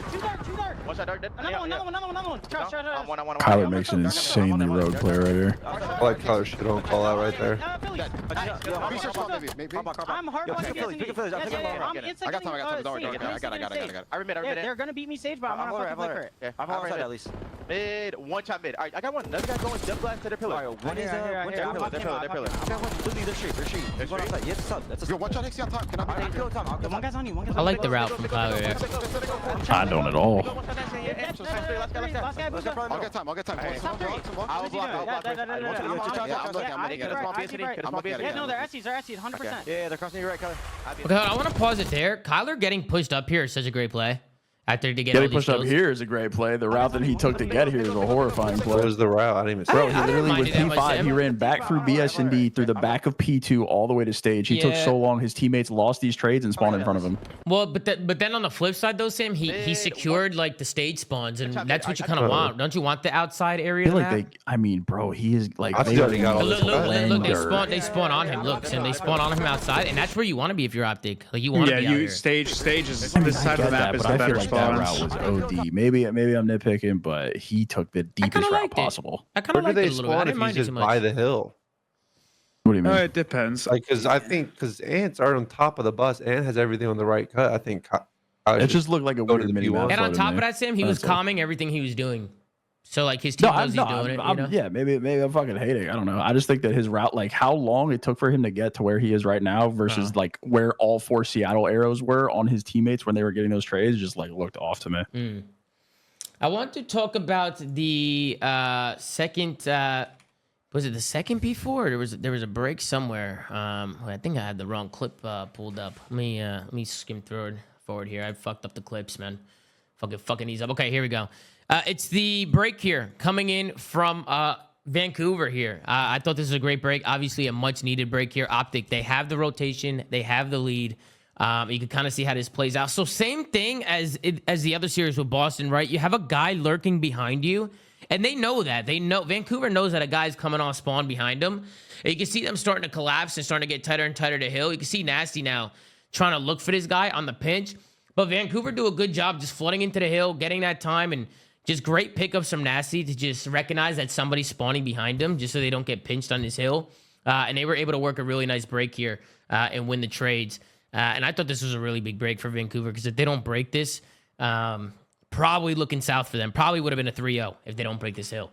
Anything from Optic there that you thought they could have done differently? Looks like the guy in hill's by himself. You got one guy playing hedges. Kenny chowed mid-map. Like, he kind of chowed like mid by himself. Like, nobody was really next to each other on Optic. There was really no trades.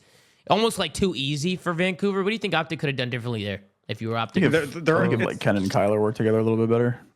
I think.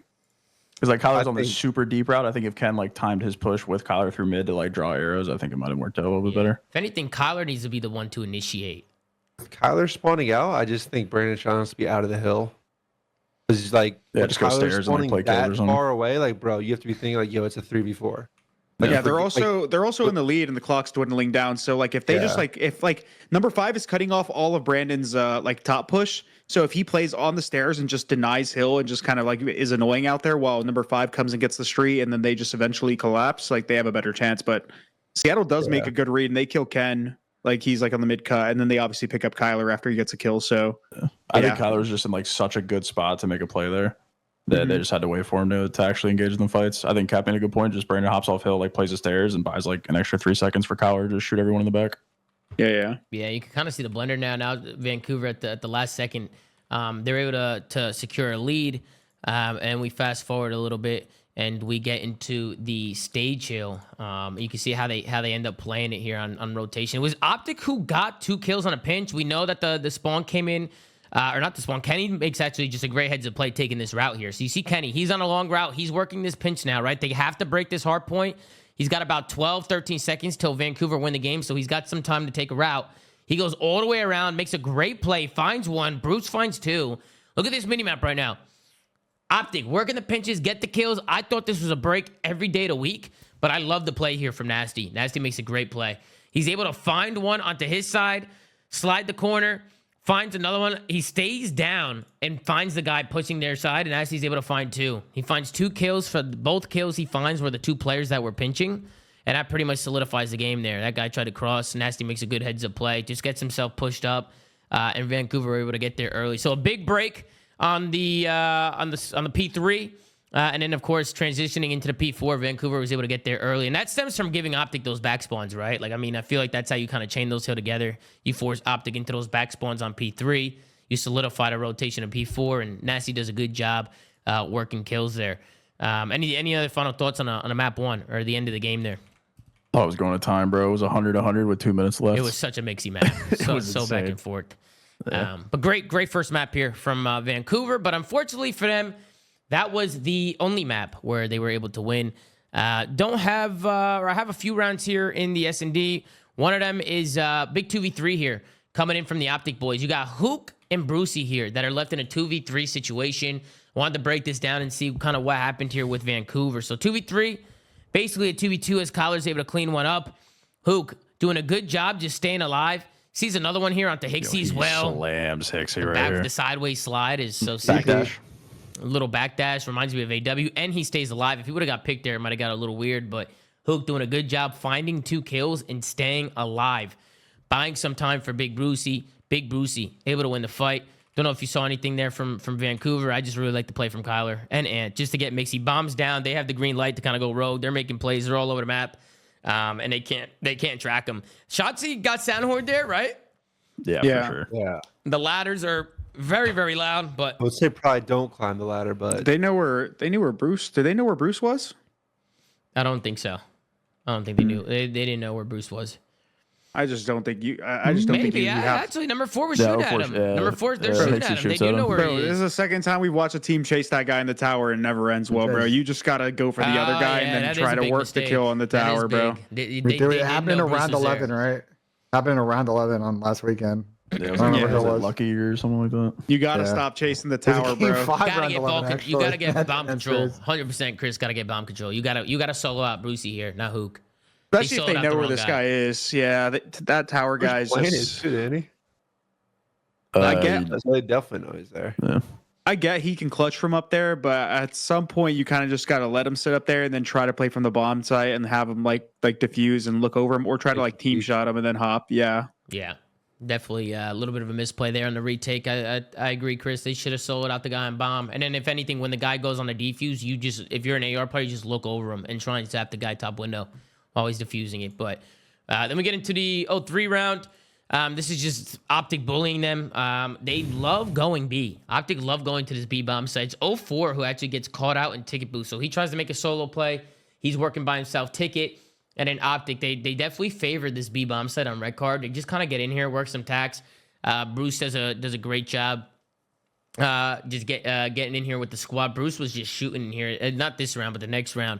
Huke, he's got that aims in hand. He gets a little aggro here, but I like the aggression. He pushes. They all push. Brucey comes in for the trade. I just like how Optic's running it down. Like they're using their talent and just working trades. And I want to see that as much as possible from Optic's camp. 4v2, man. Like. You're gonna win the trades. 100%. And if you don't, you blame your teammate for getting turned on. Especially when they're in like a vulnerable position. Like if you let them get away from here, you give them like room to work, like maybe, and trap yourself in the site. But like that's like there's no cover in those doorways. Bro, so just run at them. How do you effectively retake B bomb on this map?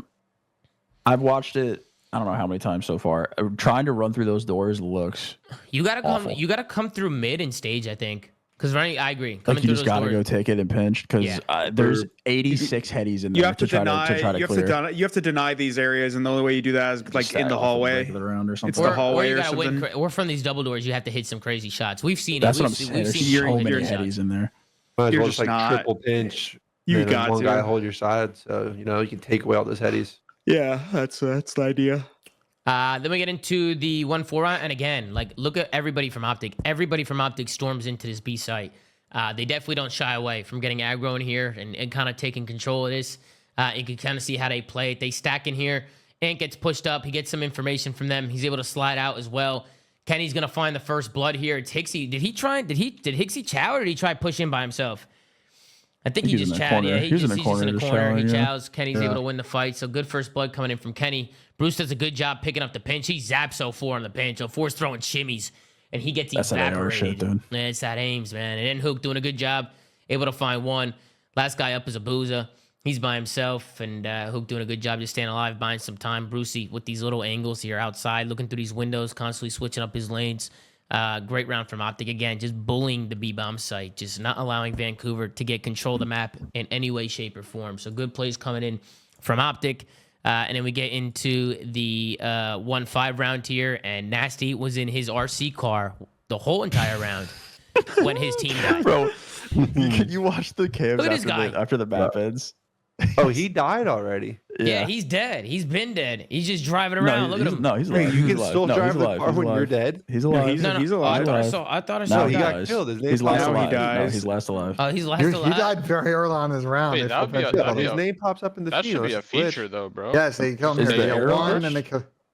See, look. That's him in spawn. killed He him. dies. Yeah, it just Oh, he just died. because he's Oh, in he a just died car. right here. Because he's in a Okay. car, So- Sam. It oh, doesn't it give keeps his him. arrow on. Yeah, Gotcha, yeah, gotcha, yep, gotcha, exactly. gotcha.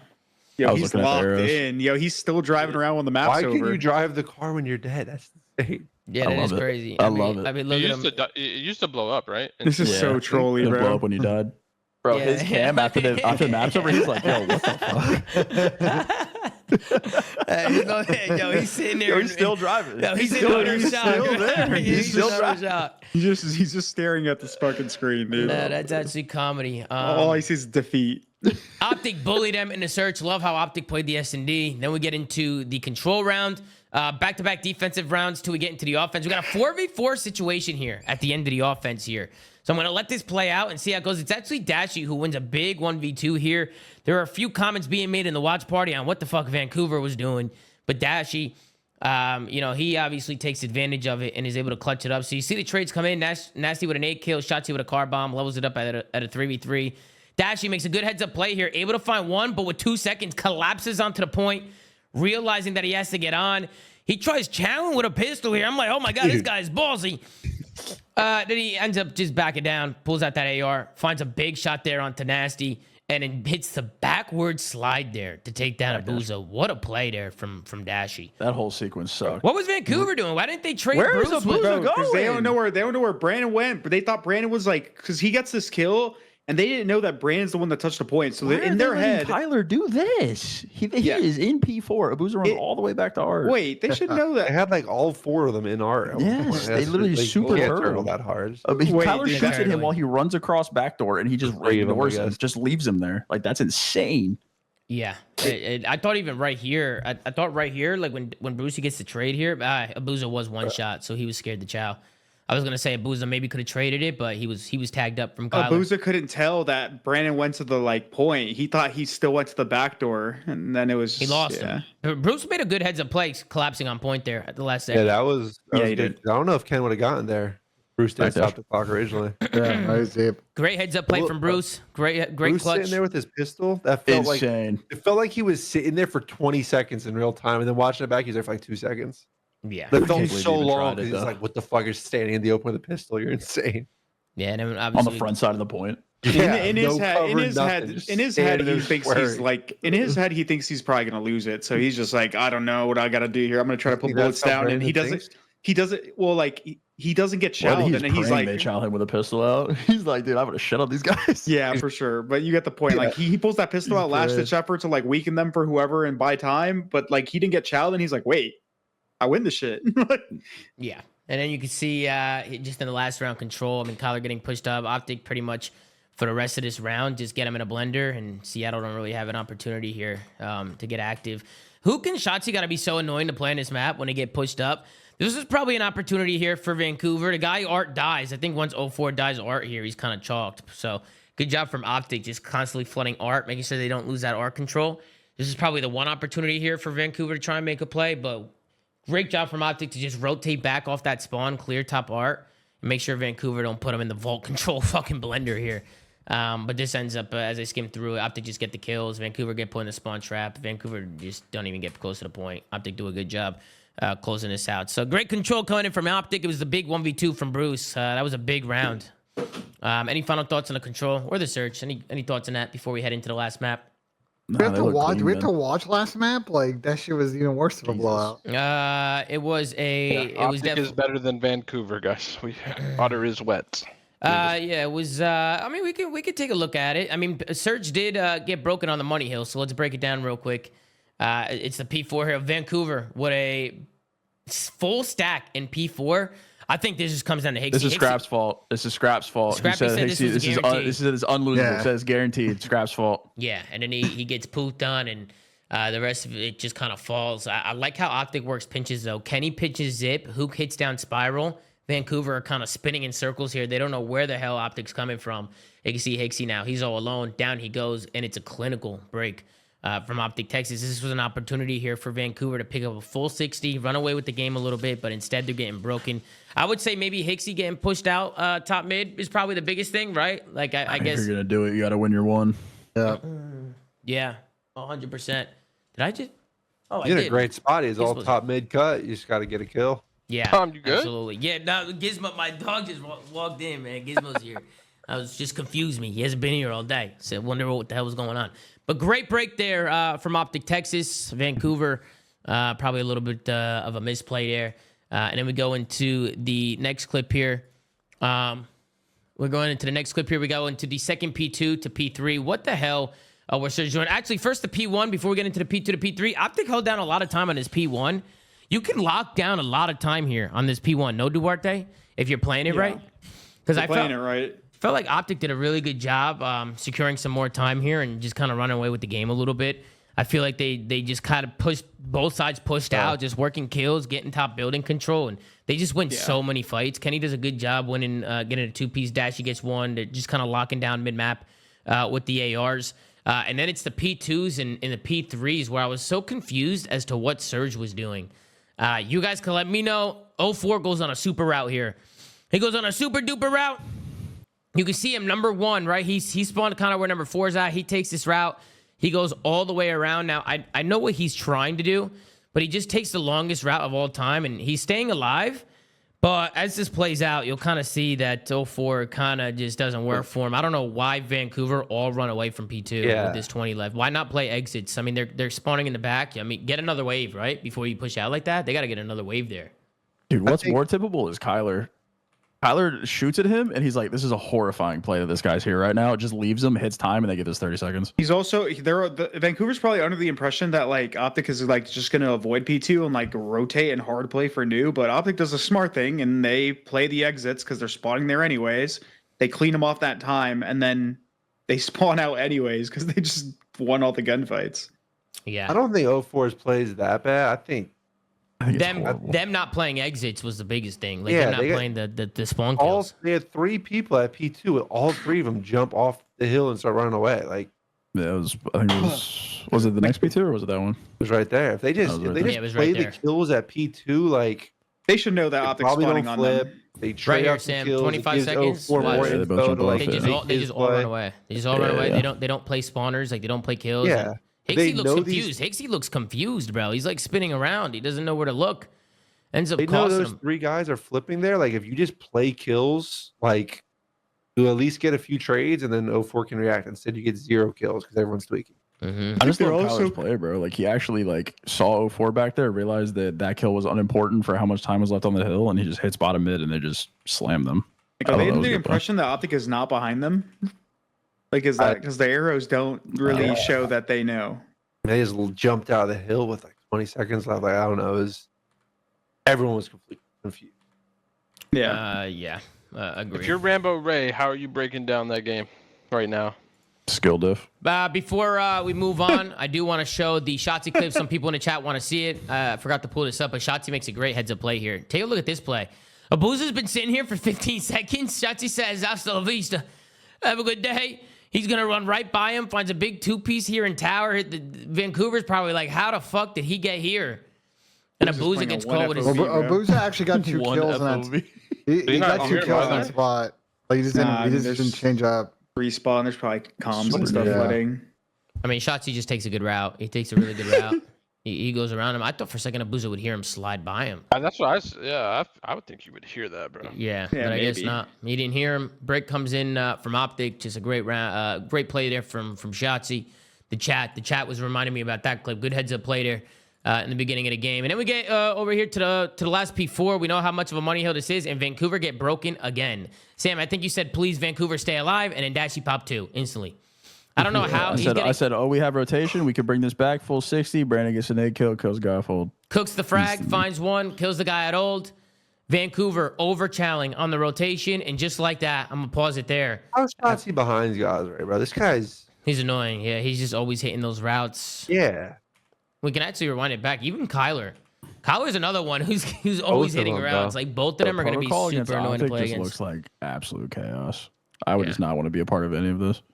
Like, even here, like, Kyler getting this kill. Like, Kyler getting this kill and staying pushed out here is just buying so much time for his team. Like, Vancouver's tweaking. Yeah, Vancouver's tweaking right now. They don't know what to look at, what the hell is going on.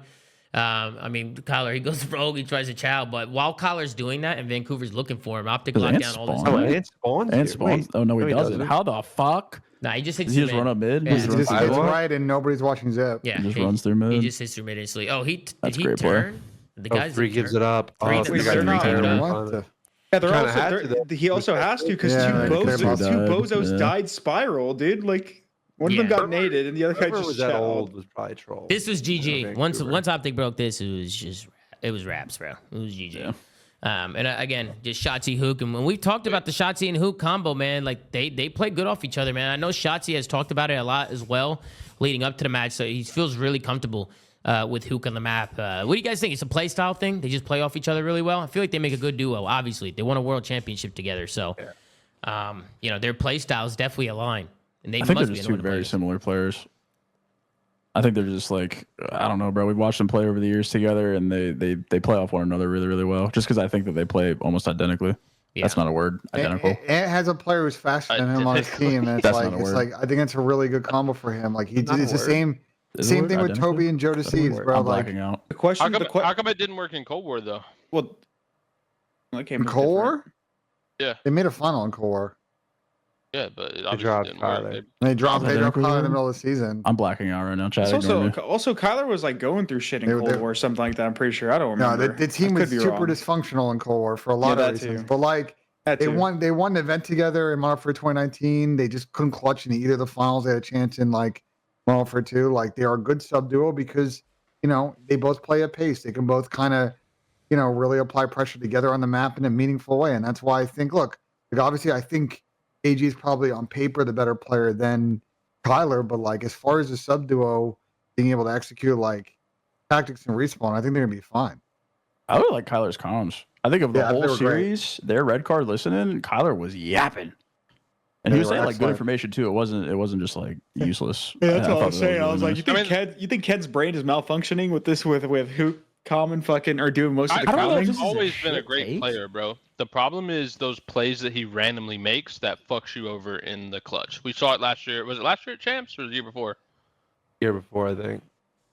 I think 3, right? Bro, Ken says he loves it. That's what I was about to say, bro. I don't know if this is a shit take. I feel like Ken loves that shit. He doesn't have to call out nearly as much with Kyler on the team. That motherfucker is yapping. Yeah, I like when Kyler's yapping. He can focus on his own game more. Exactly. Thank you. That's what I was about to say, bro. I was like, if Kyler on the team, him calling out the amount that he is, I feel like Ken can kind of just shoot his gun a little bit. Yeah. Stop worrying about it as much. And comfortable win for Optic. They Comfortable win. slammed They them. look That was a good. good win, bro. Good That was win. a good ass win. They slammed them. Good too for Optic, right? You make a roster change, right? Come in, get a good win. I'm sure they're feeling good heading into their next one, which will be tomorrow against the Los Angeles Guerrillas M8. We got 4 matches tomorrow. We got Ultra versus the Falcons. Got Optic versus LAG. We got Carolina versus FaZe, and we have Boston Breach versus the Surge. I'm gonna go down the list. I'm gonna go Ultra, Optic, FaZe, and Boston against Vancouver. That's what I'm doing. What do you think, Duarte? Ultra, Optic, FaZe, and I'm gonna go with Boston as well. Cap? Yeah, these look kind of lopsided on paper. I think that FaZe series is a trap. I was Yeah, about to say gonna that. I was about to say, same. I thi- just to be different, and because like I kind of half believe it, I'll take Carolina over FaZe. It'd be like that. TJ's first win against the Tiny Terrorists in the Black Ops think- 4 Anaheim. I think Carolina's hardpoint has been very good. I think their search Yeah. is obviously good with the players that they got on their team. I think that FaZe series could be a trap for sure. But they haven't played and like they That's haven't fine. played the toughest comp. If they show up and they play how they've been playing, I think this series could be extended for sure. I don't think this But it is as could. cut and dry as people want to make it out to be. I mean, FaZe is definitely like obviously FaZe is the favorite here, but like I'm with Sam. Like Carolina's look pretty good. Our points look good. They could do it. The other matchups, I don't think Who has Carolina played gonna be so as far, though? close. Oh, they played shitters. Okay, Yeah, that's that's what I thought. that. Yeah, this they played is a like test. Vegas and It's Was it a rocker? It's My real bad, easy to Vegas. look good when you play. Was it a against rocker? those- LAG it was in LAG, Vegas. it was LAG, LAG. game Yeah. 5. Oh, My bad, okay, Vegas. guys, My let's all bad, pick- LAG. Let's all just pick Ultra, Optic, FaZe, Boston. I'm down. That's how it I'm usually not. I'm works. not taking those teams. Who are you taking, I'm BJ? taking that. I am taking Ultra, Optic, FaZe, and I'm gonna actually. I believe in Vancouver. I'm giving them one more chance. I believe in them Oh. versus Boston. Is With that the way a that hot Boston's take playing there. Surge, you're picking Surge. Yeah. For sure. Yeah, right. Absolutely. Ben, why don't you sink the pot, Surely. Benjay? Why don't you sink the pot? Sink got us you, out I of got here. We you. had a good show, had a long show. Is that gonna Let's be a get it going. Chicago server? Who? Boston, Vancouver? Yeah. Boston? Is Boston in fair? Boston? Boston. Yeah, they are. Yeah, they are. They are? This Oh, is literally shit. the worst ping for ping Yeah, that game. might They're be. the furthest away.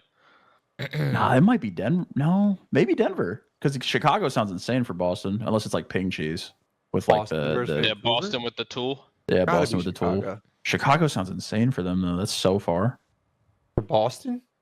for Vancouver. Oh. That sounds insane. Unless they're gonna Like- raise Boston like from in like Iowa. 35 to 70. I don't know if that's any better as an Iowa server. Benji that used to Nassim be. stepping up to the green. We got 12 million on him making Nah, it, that'd 3 probably be million on worse. him missing it, folks. So everybody banking on a win here. And he misses the pot. Everybody Ben, you are loses their horrifying. channel points, and it's all over. It's Benji Nassim who cost everybody yet They might be again. washed. That was The- 13 million. The record is not looking good here, folks, for Benji Ben, is Nassim to Ben, start the was season. Ben 1-3? He is not I looking mean, it's good not right golf now. season yet, bro. Is I Ben just, you know, 1-3? Oh man, Chad, it's not good, it's not Chad. golf. It's not golf season. It's not Ben, what golf would you season. say your percentages of hitting that putt? It's been pretty, bro. Last year I was like 80%. Like not on stream, like you just hit it off stream. I don't know. I don't really keep Okay. track.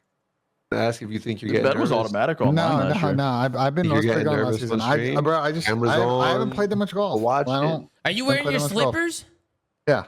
Maybe your slippers are the problem, bro. Maybe You think I gotta switch up? might need You to got switch up crusty- your you got slippers. crusty man. Yeah, slippers. might be time to switch up, I guess. You know, but guys, that's gonna do it for today's show. Huge shout out to Jkap for joining us last second. Matches ended pretty early today. Cap, love the analysis. Love you Pleasure. having you on, It was brother. fun. Gotta have you on more, bro. You and gotta get you guys on more as much as Oh, that'd be possible. great. Great stuff. But shout out to Jkap. Shout out to Otacolo. Shout out to everybody who's in here and everybody who watched both the watch parties and the show today. Hope you guys all enjoyed. Make sure to like, comment, and subscribe. If you're watching on YouTube, go to anchor.fm/theflank. Check out audio sites that we're on. Go follow at the flank on Twitter. Gert's doing a phenomenal job running socials per usual. ZooMaa.gg for the merch. As always, take care. Brush your hair. And we'll see you guys tomorrow on another episode of The Flank, guys. Thank you so much for watching, man. Peace out. So long.